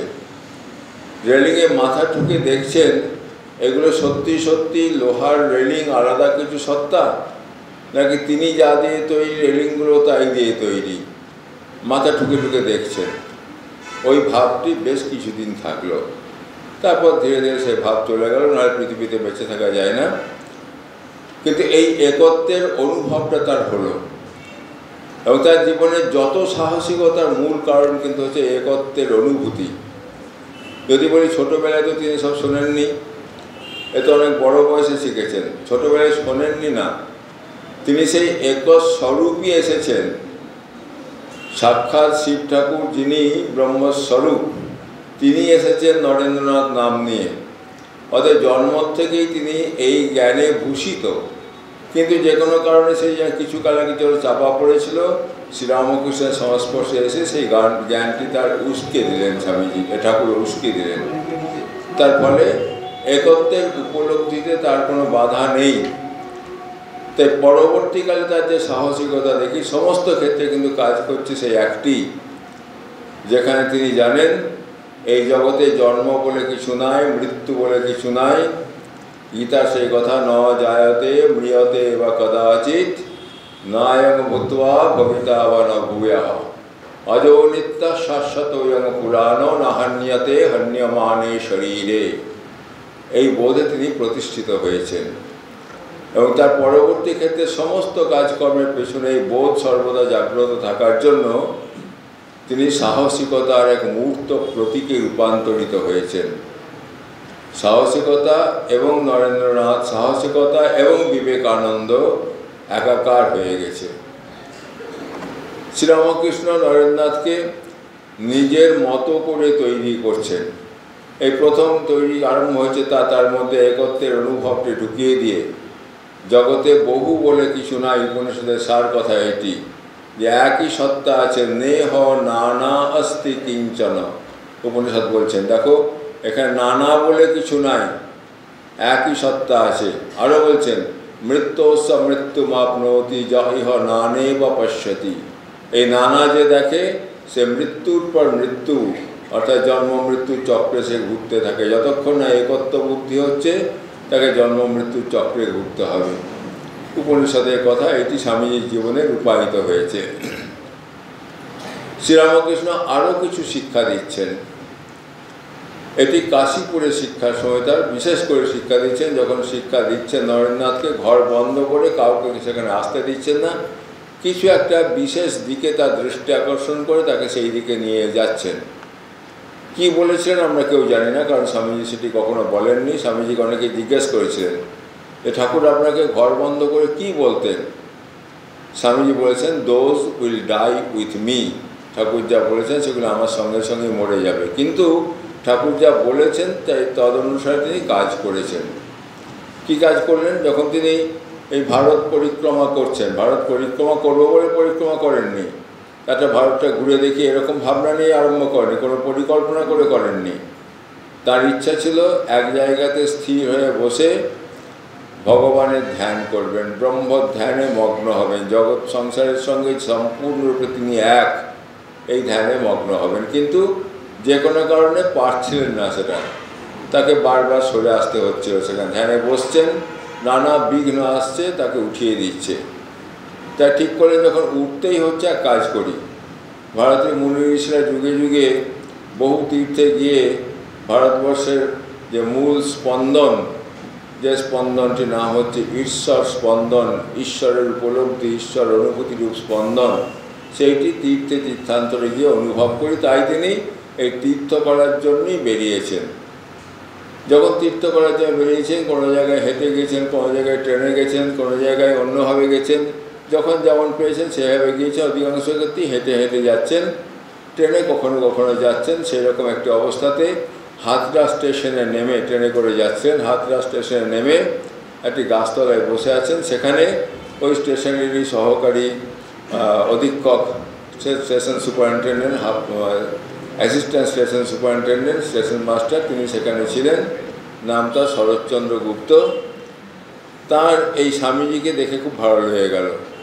হাতরাস তো উত্তরপ্রদেশের স্টেশন, না বিহারের স্টেশন, কিন্তু এই ভদ্রলোক নিজে বাঙালি ছিলেন। তবে দীর্ঘদিন এই পশ্চিম দেশে থাকার ফলে বাংলার থেকে হিন্দিটা তার ভালো আসতো। তিনি স্বামীজির কাছে এগিয়ে গেলেন। এগিয়ে গিয়ে প্রথম জিজ্ঞাসা করছেন যে আপনি কি তামাক খাবেন একটু? স্বামীজি তামাক খেতেন, বলে হ্যাঁ খাবো। তিনি তামাক সেজে নিয়ে এলেন, স্বামীজি খাচ্ছেন। এই সাধুটিকে সেই শরৎগুপ্তের খুব ভালো লেগে গেল। পরিচয় করতে করতে বলছেন যে দেখুন, তিনি বাঙালি জানলেন, দেখুন আমি কাছেই থাকি, একাই থাকি, আপনি কি আমার কোয়ার্টারে গিয়ে থাকবেন? থাকার তো কোথাও জায়গা নেই। স্বামীজি রাজি হয়ে গেলেন। স্বামীজি বলেন তুমি কি খাওয়াবে আমাকে? তিনি সেই হাফেজের কবিতা উদ্ধৃতি দিয়ে বললেন যে প্রিয়তম, তুমি আমার ঘরে যাচ্ছ, আমার ইচ্ছা করছে আমার কলিজাটা বার করে রান্না করে তোমাকে আমি পরিবেশন করি। এত ভালোবাসা অনুভব করছেন তিনি। দেখ সেখানে গেলেন। স্বামীজি মোটামুটি সারাদিন বেশ আমোদ প্রমোদে মত্ত থাকেন, ভালোই তিনি হাসি ঠাট্টা নিয়ে থাকেন। ধ্যানের সময় ধ্যান করেন, আর যখন কথাবার্তা বলছেন হাসিতে ফেটে পড়ছেন, বেশ সুন্দর। কিন্তু কয়েকদিন ধরে লক্ষ্য করছেন, মাস্টারমশাই লক্ষ্য করছেন স্বামীজি একটু বিমর্ষ। বলছে, স্বামীজি আপনাকে খুব বিমর্ষ দেখাচ্ছে কেন, কদিন ধরে কি হয়েছে আপনার? স্বামীজি বলেন, দেখো বাবা, আমার গুরুদেব আমাকে একটা কঠিন দায়িত্ব দিয়ে গিয়েছেন, সেই দায়িত্বটা আমি কেমন করে পালন করব সেই নিয়ে শুধু ভাবছি, এবং ভাবছি বলে এরকম মনে একটা আমার ছাপ পড়েছে। দায়িত্বটা কি তখন ঠিক বুঝতে পারেননি, শরৎচন্দ্র গুপ্ত বুঝতে পারেনি, স্বামীজি নিজেও তখনও ঠিক তার ধরাছোঁয়ার মধ্যে আসেনি কী তাকে করতে হবে। যাই হোক, সেখান থেকে বিদায় নিয়ে গোটা ভারতবর্ষ পরিক্রমা যখন শেষ হয়ে গিয়েছে, ভারতের শেষ শিলাখণ্ডে যখন গিয়ে পৌঁছেছেন, তখন ভারতবর্ষের যে বর্তমান অবস্থা, অতি হতশ্রী অবস্থা, সেটি তার মনে গভীরভাবে ধাক্কা দিয়েছে। সেইখানে ধ্যান করার সময়, আমরা একটু আগেই শুনলাম, সেইখানে ধ্যান করার সময় তিনি 3 দিন ধরে ধ্যান করলেন। ধ্যানের সময় তার ধ্যানের কোনো দেবতা নেই সেখানে, একমাত্র ভারতবর্ষ তার ধ্যানের জিনিস। তখন সেই ভারতবর্ষের অতীতের ইতিহাস তিনি পড়েছেন, কি গৌরবময় ইতিহাস। আমরা যখন পড়ি এখনও একাদশ দ্বাদশ শতাব্দী অবধি ভারতবর্ষের যে ইতিহাস, কি গৌরবময় ইতিহাস। ভারতবর্ষের কাছে কত দেশ কতভাবে ঋণী, ভারতবর্ষ থেকে সংস্কৃতি সভ্যতা অন্য দেশে যাচ্ছে। সেই ভারতবর্ষে যে বর্তমান অত্যন্ত হীন অবস্থা, বিভিন্ন জাতির পরাধীন থাকতে থাকতে পরাধীনতার শৃঙ্খলে আবদ্ধ ভারতবর্ষে হীন অবস্থার কথা স্বামীজির চোখের সামনে ভেসে উঠল। প্রথম ভেসে উঠেছিল অতীত ভারতের গৌরবোজ্জ্বল দিনের চিত্রগুলি, তারপর বর্তমান ভারতের অধঃপতিত চিত্র, আর তারপরেই যে চিত্র ভেসে উঠল আপনি তা হলো উজ্জ্বল ভবিষ্যৎ ভারতের একটি চিত্র। দেখলেন ভারতবর্ষ অতীতে যা মহান ছিল তার থেকে মহত্তর অবস্থায় গিয়ে পৌঁছাবে ভবিষ্যতে, তার জন্য কিছু থেকে করতে হবে। হঠাৎ ভারতবর্ষের চিন্তা কেন করতে আরম্ভ করলেন? সন্ন্যাসী তো গোটা পৃথিবীর তিনি, একটি নির্দিষ্ট দেশের লোক তো নন তিনি, শুধু ভারত নিয়ে কেন চিন্তা করছেন? এটি আরও ভালো করে বুঝলেন যখন পাশ্চাত্য দেশে গেলেন। মূলত গিয়েছেন ভারতের উন্নতির জন্য, অর্থ সংগ্রহের জন্য। তিনি জানেন পাশ্চাত্য দেশে প্রচুর টাকা আছে, আমেরিকায় প্রচুর টাকা আছে, সেখানে গিয়ে চেষ্টা করলে পরে টাকা আনা যাবে। কিন্তু আমেরিকায় গিয়ে তিনি বলবেন, দেখো আমরা ভারতবাসীরা অত্যন্ত হীন অবস্থায় পড়েছি, তোমরা আমাদেরকে অর্থ দিয়ে সাহায্য করো, এরকম বলবার লোক তিনি নন। ভারতের দুরবস্থার কথা নিবেদন করে তাদের কাছে ভিক্ষা তিনি চাইবেন না। তিনি বিশ্বাস করতেন তার নিজের ভাষায় গিভ অ্যান্ড টেক পলিসিতে, দাও এবং নাও, এই নীতিতে বিশ্বাস করতেন। মনে ভাবলেন যে আমি তাদের কিছু দেব, বিনিময়ে তারা আমাকে কিছু দেবে। আমি দেব ভারতবর্ষের যে শাশ্বত বাণী, ভারতবর্ষে যে চিরন্তন সত্য যা শাস্ত্রে আছে, সেই উপনিষদের সত্য আমি তাদেরকে দেব, আর তারা তার বিনিময়ে আমাকে দেবে অর্থ, এবং তাদের দেশে যে বিজ্ঞান প্রযুক্তিবিদ্যার উন্নতি তার গোপন রহস্যগুলি আমাকে জানাবে, আমি তাদের ভারতবর্ষের যে গোপন রহস্য উপনিষদে আছে তা জানাবো। ভারতবর্ষের জন্য ভিক্ষা তিনি করবেন না, তিনি দেবেন, তার পরিবর্তে নিয়ে আসবেন। ওদেশে যখন গেলেন অর্থ সংগ্রহের জন্য গেলেন বটে, কিন্তু দেখলেন কি সাংঘাতিক দুরবস্থা সেখানকার মানুষের। আপাত দৃষ্টিতে খুব বেশ উজ্জ্বল জীবন তাদের, কি প্রাচুর্যের জীবন। আমরা একটু শুনছিলাম মহারাজের কাছে, কি প্রাচুর্যের জীবন। গদির উপর গদি দিয়ে তারা শুয়ে থাকছেন, পোশাক আশাক সমস্ত কিছু ঝলমলে একেবারে। এই কাপুরের সভ্যতা, স্বামীজি বলতে, এটি কাপুরের সভ্যতা। ওই কাপুরের সভ্যতায় মোরা দেশগুলিকে দেখছেন, কিন্তু দেখছেন তাদের অন্তরে অনন্ত অশ্রু অবিরল ধারে বয়ে যাচ্ছে, বাইরে সেটি ঢেকে রাখছে শুধুমাত্র। ভেতরটি রিক্ত হতে আরম্ভ করেছে এবং অনেকে রিক্ত হয়ে গেছে, একেবারে শূন্যতা অনুভব করছেন। যতই প্রাচুর্য থাক বাইরে, ভেতরের অশান্তি তাদের এত বাড়ছে, সেই রিক্ত শূন্য জাতিটির কাছে স্বামীজি ভারতবর্ষের পূর্ণ করার মন্ত্র শেখাচ্ছেন। ভারতবর্ষে বহুকাল ধরে শেখানো হয়েছে, দেখো হে, যদি সুখ চাও তাই ছুটে বেরিয়েও না। ওরা তো সুখের জন্যই ছুটে বেরিয়েছে, পাশ্চাত্যদের সুখের জন্যই ছুটে বেরিয়েছে, প্রকৃতির যাবতীয় সম্পদকে আহরণ করেছে, আহরণ করে সেইগুলি দিয়ে নিজেদের ভোগের সামগ্রী তারা তৈরি করেছে, ছুটেছে, শুধু বাইরে ছুটেছে, ভেতরে ঢুকে তারা কখনো শান্তির অনুসন্ধান করেনি। যত বেশি বাইরের সুখ পাচ্ছে তত তাদের অন্তরটি শূন্য হচ্ছে। একটা অদ্ভুত ব্যাপার, বাইরের সুখ বেশি পেতে গেলে অন্তরের সুখকে বিসর্জন দিতে হয়, অন্তরের সুখকে পেতে গেলে বাইরের সুখের দিকে তাকালে চলে না। ওই জন্য প্রাচীন শাস্ত্রকার ভারতবর্ষে বলেছিলেন, মা ধাব সুখ হেতস্তম ধাবতাম না সুখং সখে সুখরূপে নিজরূপে সুখং তিষ্ঠ সুখী ভব। হে বন্ধু, হে সখে, সুখের জন্য ছুটে বেরিও না। মা ধাব, ছুটে বেরিও না। কেন? ধাবতাং না সুখম সখে। হে বন্ধু, ছুটে বেড়ালে কোনো সুখ পাওয়া যায় না। তাই কোথায় পাওয়া যাবে? সুখরূপে নিজ রূপে, তোমার নিজের যে রূপ, তোমার যে আত্মস্বরূপ, সেইখানে তুমি যদি অবস্থিত হতে পারো, সেখানে তুমি সুখে থাকবে, সুখং তিষ্ঠ, এবং সুখে থাকলে পরেই ঠিক ঠিক সুখী হবে। এই সুখের বার্তা তাদের কাছে দিচ্ছেন।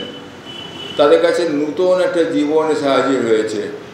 তারা ছোটোর থেকে শুনে আসছে একটি বাণী, এই জন্ম থেকে আমরা পাপী, উই আর বর্ন সিনার্স, শুনে আসছে। স্বামীজি শোনালেন, না, তোমরা হচ্ছে অমৃতের পুত্র। ভারতবর্ষ শুনে হয়েছে শৃণ্বন্তু বিশ্বে অমৃতস্য পুত্রাহা, বলে তোমরা অমৃতের পুত্র, তোমরা কেন পাপের সন্তান হবে, তোমরা কেন পাপ সম্ভব হবে? তোমরা হচ্ছে অমৃতের পুত্র, অনন্ত তোমাদের সম্ভাবনা, সেই সম্ভাবনাকে বিকশিত করো। এবং এই জন্যই পরবর্তীকালে ভগিনী নিবেদিতা থেকে লিখছেন, আমার জীবনের আদর্শকে বস্তুতপক্ষে অতি সংক্ষেপে এইভাবে প্রকাশ করা যায়, আমরা সকালেই শুনেছি, এইভাবে প্রকাশ করা যায়। এবং তা হলো, মানুষের ভেতরে যে দেবত্ব আছে, সেই দেবত্ব সম্বন্ধে মানুষকে প্রথমে জানিয়ে দেওয়া, এবং তারপরে তাকে এইটি শেখানো যে কী করে সেই দেবত্বের বিকাশ সে জীবনের প্রতি ক্ষেত্রে করতে পারে। ছাত্র কীভাবে তার জীবনের তার দেবত্বের বিকাশ ঘটাবে, শিক্ষক কীভাবে তার জীবনে দেবত্বের প্রকাশ ঘটাবে, মা কীভাবে তার জীবনে দেবত্বের প্রকাশ ঘটাবেন, যিনি যে বৃত্তিতেই থাকুন, যিনি যে কাজই করুন, সেই কাজের মধ্যে কী করে তিনি নিজের দেবত্বের বিকাশ ঘটাতে পারেন, সেইটি শেখানো হচ্ছে আমার কাজ। সেটি তার পাশ্চাত্যের কাজ, সেটি তার প্রাচ্যের কাজ। কিন্তু পাশ্চাত্যের এই কাজটির জন্য পাশ্চাত্য তৈরি হয়ে আছে, তাদের ভেতরটা এর মধ্যেই অশান্তিতে পূর্ণ হয়ে গিয়েছে। প্রাচুর্যের একটা অশান্তি আছে, সেই প্রাচুর্যের অশান্তি তারা ভুগছে। তাদের কাছে এই সমস্ত কথা খুব বলছেন। সে দেখবেন স্বামীজির বক্তৃতাগুলি ভারতবর্ষে একরকম, পাশ্চাত্য দেশে অন্যরকম। সেখানে স্বামীজি শেখাচ্ছেন জ্ঞানের কথা, জ্ঞানযোগ শেখাচ্ছেন, ভক্তিযোগ শেখাচ্ছেন, রাজযোগ শেখাচ্ছেন, কর্মযোগের কথা বলছেন। ভারতবর্ষে কিন্তু সেসব কথা বলছেন না, কারণ ভারতবর্ষের মানুষ সেসব কথা জানে না তা না, ভারতবর্ষে আছে জিনিসটি, দেবত্ব, মানুষের দেবস্বরূপ ভারতবর্ষের মানুষ জানে, কিন্তু ভুলে গেছে। সেইটি মনে করানোর জন্য আগে তাদেরকে ঘুম থেকে তুলছেন। ঘুম ভাঙানো আরম্ভ হয়েছে যখন তিনি শিকাগোতে বক্তৃতা দিলেন, তখন মানুষের ঘুম ভাঙতে আরম্ভ করছে। লোকে তাকিয়ে দেখছে, আরে আমাদের ভারতবর্ষ তো কিছু দেওয়ার আছে দেখছি, এই তো স্বামীজি বলছেন এসব কথা দেওয়ার আছে। সেই ঘুম ভাঙা কাজ আরম্ভ করেছে। স্বামীজি ভারতবর্ষের একেবারে কলম্বো থেকে আলমোড়া পর্যন্ত যত বক্তৃতা দেন, সমস্ত বক্তৃতাতে এই ঘুম ভাঙানোর কথা বলেছেন। সেখানে বেদান্ত সম্বন্ধে বলেছেন অবশ্যই, কিন্তু তার উদ্দেশ্য হচ্ছে ভারতবর্ষ জেগে উঠুক, আগে তার মধ্যে মনুষ্যত্ব বোধটা জাগুক। তারা নিজেদেরকে একেবারে পশু স্তরে নামিয়ে এনেছে। দেবস্বরূপ যে মানুষ, সে নিজেকে পশু স্তরে নামিয়ে এনেছে। পশু স্তর থেকে তাকে ধীরে ধীরে মনুষ্যত্বে উত্তরণ ঘটিয়ে তাকে দেবত্বের স্তরে নিয়ে যেতে হবে। এবং এই জন্যই ভারতবর্ষের বক্তৃতাগুলো একটু অন্য রকমের। চিঠিপত্র যখন দেখবেন পড়বেন, যখন এদেশের মানুষকে চিঠি লিখছেন, তখন খালি এই জাগরণের কথা লিখছেন, খুব কাজের কথা লিখছেন, এই করো ওই করো বলছেন। যখন ওদেশের মানুষকে লিখছেন, তখন ভগবানের প্রতি ভালোবাসার কথা লিখছেন, সেখানে কাজের কথা বলছে। তারা কাজ করছে, তারা কাজে ব্যস্ত, তাই তাদেরকে ভগবানের কথা বলছেন। যে যেমন আধার, তাকে সেই রকম শিক্ষা দিচ্ছেন। এবং এইটি ভালো করে বুঝেছেন যে যদি ভারতবর্ষের মৃত্যু ঘটে, ভারতীয় সভ্যতার যদি অবসান হয়ে যায়, দীর্ঘকাল অবহেলায় অনাদরে যদি ভারতীয় সভ্যতার অবসান ঘটে যায়, গোটা পৃথিবীর মানব সভ্যতা ধ্বংস হয়ে যাবে। একমাত্র ভারতই পারে গোটা পৃথিবীর সভ্যতাকে টিকিয়ে রাখতে। সেই জন্যই ভারতের দিকে তার দৃষ্টি এত প্রখর, এবং এই জন্যই স্বামীজির ভারত প্রেম আমাদেরকে এত আপ্লুত করে যে ভারতবর্ষকে জাগাতে চাইলেন শুধু ভারতের কথা ভেবে নয়, গোটা পৃথিবীর মানুষের কথা ভেবে। কারণ তিনি এসছেন গোটা পৃথিবীর জন্য। ভগবান যখন অবতীর্ণ হন, যখন কোনো আচার্য অবতীর্ণ হন, তিনি একটি বিশেষ দেশের জন্য, একটি বিশেষ ভূখণ্ডের জন্য আসেন না, আসেন তিনি সকলের জন্য। এই পৃথিবীর সকল মানুষের উন্নতির জন্য, তাদের সকলের সম্যক মনুষ্যত্ব লাভের দিকে নিয়ে যাওয়ার জন্য তারা আসেন। সেই কাজটি শ্রীরামকৃষ্ণ যে কাজ করার জন্য অবতীর্ণ হয়েছেন, ভগবান শ্রীরামকৃষ্ণ রূপে যে কাজের জন্য অবতীর্ণ হয়েছেন, সেই কাজে সাহায্য করার জন্যই সেই প্রাচীন ঋষিকে ডেকে নিয়ে এসছেন, যে প্রাচীন ঋষি পরবর্তী ক্ষেত্রে স্বামী বিবেকানন্দ। তাই ঠাকুরের সেই কাজ স্বামীজি করলেন, যে কথা শ্রীরামকৃষ্ণ দরজা বন্ধ করে দিনের পর দিন তাকে বলেছেন, তার একটা বাস্তব রূপ দিলেন। মুখে বললেন না শ্রীরামকৃষ্ণ কী করেছেন কি বলেছেন, এই বাস্তব রূপ দিলেন। এবং সেটি আরেকটু কংক্রিট রূপ পেল ওই 1 মে তারিখে, 1897 1 মে তারিখে। মূলত গৃহী ভক্তদের নিয়ে কয়েকজন ত্যাগী সন্তান সেখানে ছিলেন ঠাকুরের, মূলত ঠাকুরের গৃহী ভক্তদের নিয়ে রামকৃষ্ণ মিশন প্রতিষ্ঠা করে তাদের উপর দায়িত্ব দিলেন শ্রীরামকৃষ্ণের কথা নিজেদের জীবনে যেমন তারা রূপ দেবেন, সেরকম জগতে সর্বত্র প্রচারের কার্যে তারা যেন স্বামীজির সহায়তা করেন। যে রামকৃষ্ণ মিশন প্রতিষ্ঠা স্বামীজি করলেন, সেই প্রতিষ্ঠিত রামকৃষ্ণ মিশনে সাহায্য করে তারা যেন স্বামীজিকে সাহায্য করেন, এই প্রার্থনা, এই অনুরোধ তিনি ত্যাগী সন্তানদের কাছে রেখেছিলেন।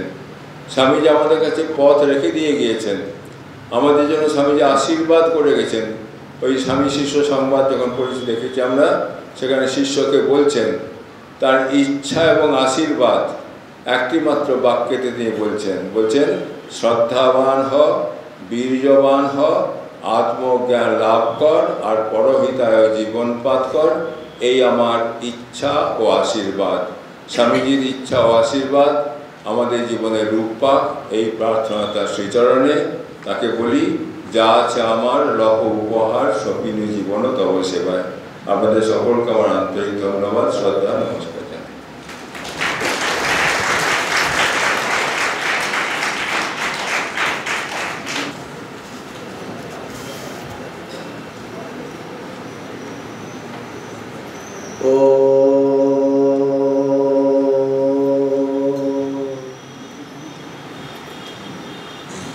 সমস্ত ভক্তবৃন্দকে আমার আন্তরিক শ্রদ্ধা ও নমস্কার। আমাদের এই 3 দিনব্যাপী শ্রীরামকৃষ্ণ জন্মতিথি উপলক্ষে বার্ষিক উৎসব আজকে শেষ হচ্ছে। আপনারা অনেক ধৈর্যের সঙ্গে এই সমস্ত আলোচনা শুনেছেন। যেভাবে আমরা একটা প্রচেষ্টা করেছি যে মা, ঠাকুর এবং স্বামীজির কথা আপনাদের কাছে পৌঁছে দেওয়ার জন্য, আপনারা যদিও সকলেই কিছু না কিছু এগুলো জানতেন, সকলেই এগুলো একটু একটু নিশ্চয়ই পড়েছেন, কিন্তু তবু আপনাদের কাছে এগুলো জানাবার জন্য, এগুলো প্রকাশ করাবার জন্য এইরকম একটা বার্ষিক উৎসব আমাদের আয়োজন করা হয়, প্রত্যেক বছরই হয়। এবারেও আমাদের সেটা করা হলো। শ্রী শ্রী মায়ের কথা, আদর্শ গার্হস্থ্য জীবনে শ্রী শ্রী মায়ের ভূমিকা বা শিক্ষা। আমি আশ্চর্য হয়ে গেলাম, এখানকার মানুষেরা অনেক বেশি পড়াশোনা করে, তারা অনেক জানে, বাইরে প্রকাশ নেই, খুব খুব কম প্রকাশ। কিন্তু যখন পড়া দেখলাম, যেগুলো আমি প্রত্যেকটা লেখা আমি নিজে পড়েছি এবং নিজে পড়ে তবে আমি সেটাকে বলেছি, হ্যাঁ এটা আপনি পাঠ করতে পারেন। সেটা ছাত্রদের ক্ষেত্রেও, সেটা অন্যান্য ভক্তদের ক্ষেত্রেও আমি দেখেছি তারা যথার্থ অনুধ্যান করেন, এবং অনুধ্যান করেন বলে এত সহজে সেগুলোকে বলতে পেরেছেন।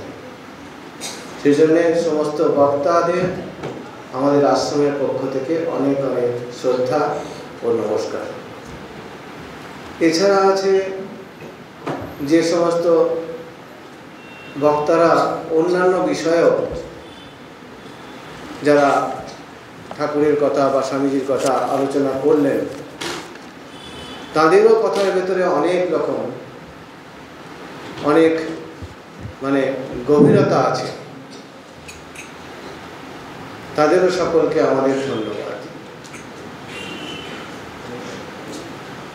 আমাদের মধ্যে এসেছেন বেলুর মঠ থেকে স্বামী দেবরাজানন্দজি মহারাজ।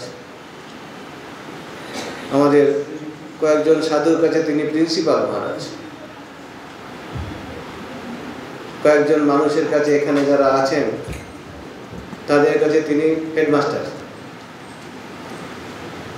তো আমার মনে হলো ওনাকে যখন আমি নিবেদন করলাম যে মহারাজ আপনি আসতে পারবেন, মহারাজ বললেন, দেখো অমরেশ, আমি তো বলতে পারবো না, আমি দেখে কালকে বলবো তোমাকে। আমি তার পরের দিন ওনার ফোন অপেক্ষা করেছিলাম। পরের দিন অবশ্য উনি নিজেই করেছেন, করে বলেছেন যে হ্যাঁ আমি আসতে পারি, তবে তোমাকে জিএস মহারাজের কাছ থেকে পারমিশন নিতে হবে। আমি সেটা ঠিক আছে, সেটা তো আমি করবই। জিএস মহারাজকে লিখলাম, আশ্চর্যের ব্যাপার, আমি পারমিশন পেয়ে গেলাম। মহারাজ রাজি হয়েছেন, পারমিশন হয়েছে, টিকিট হয়েছে, মহারাজ আসবেন। এখন আসার পরে আপনারা নিশ্চয়ই বুঝতে পারছেন যে আমাদের পছন্দ খুব একটা ভুল হয়নি। কেন আমরা যে যেমন পেরেছি এখানে বলেছি। আমাদের কথার মধ্যে ভুল আছে, আমাদের কথার মধ্যে অনেক অন্যায় আছে, যুক্তির অভাব আছে, কিন্তু সবগুলোকে সুন্দরভাবে ফুটিয়ে তুলে নিজের বক্তৃতার মধ্যে তিনি আমাদের সম্পূর্ণতা দান করেছেন। এটা আমি মনে করি, এটা আমার পার্সোনাল ফিলিং। আমি ওনার বক্তৃতা অনেক জায়গায় শুনেছি, কখনো কখনো ইউটিউবেও শুনেছি, কিন্তু এরকম কাছে বসে শোনার যে আনন্দ, সে আনন্দটা এখন পেয়ে গেছি। এর জন্য ওনাকে আমাদের আশ্রমের পক্ষ থেকে এবং ভক্তদের সকলের পক্ষ থেকে আমাদের সাষ্টাঙ্গ প্রণাম। স্বামী স্নেহমায়ানন্দজি মহারাজ তিনিও এসেছেন। যখন ওনাকে বলা হলো, উনি বললেন ঠিক আছে আমি যাব, কিন্তু পরবর্তীকালে জানা গেল তিনি ওখানে নেই, তিনি চলে গেছেন নাম হরিপুরে। আমরা একটু দ্বিধায় পড়লাম, তাহলে কি আসবেন না, আবার কোনো স্বামীজিকে বলতে হবে? কিন্তু উনি পরবর্তী বললেন না না আমি যাব, আমি যাব মহারাজ, আমি যাব আপনাদের ওখানে। তো সেটাও আপনারা পেলেন। কত সুন্দরভাবে স্বামীজির কথা, ঠাকুরের কথা, মায়ের কথা আপনাদের কাছে উপস্থাপন করেছে। তাকেও আমাদের সকলের পক্ষ থেকে শ্রদ্ধা, নমস্কার এবং সাষ্টাঙ্গ প্রণাম।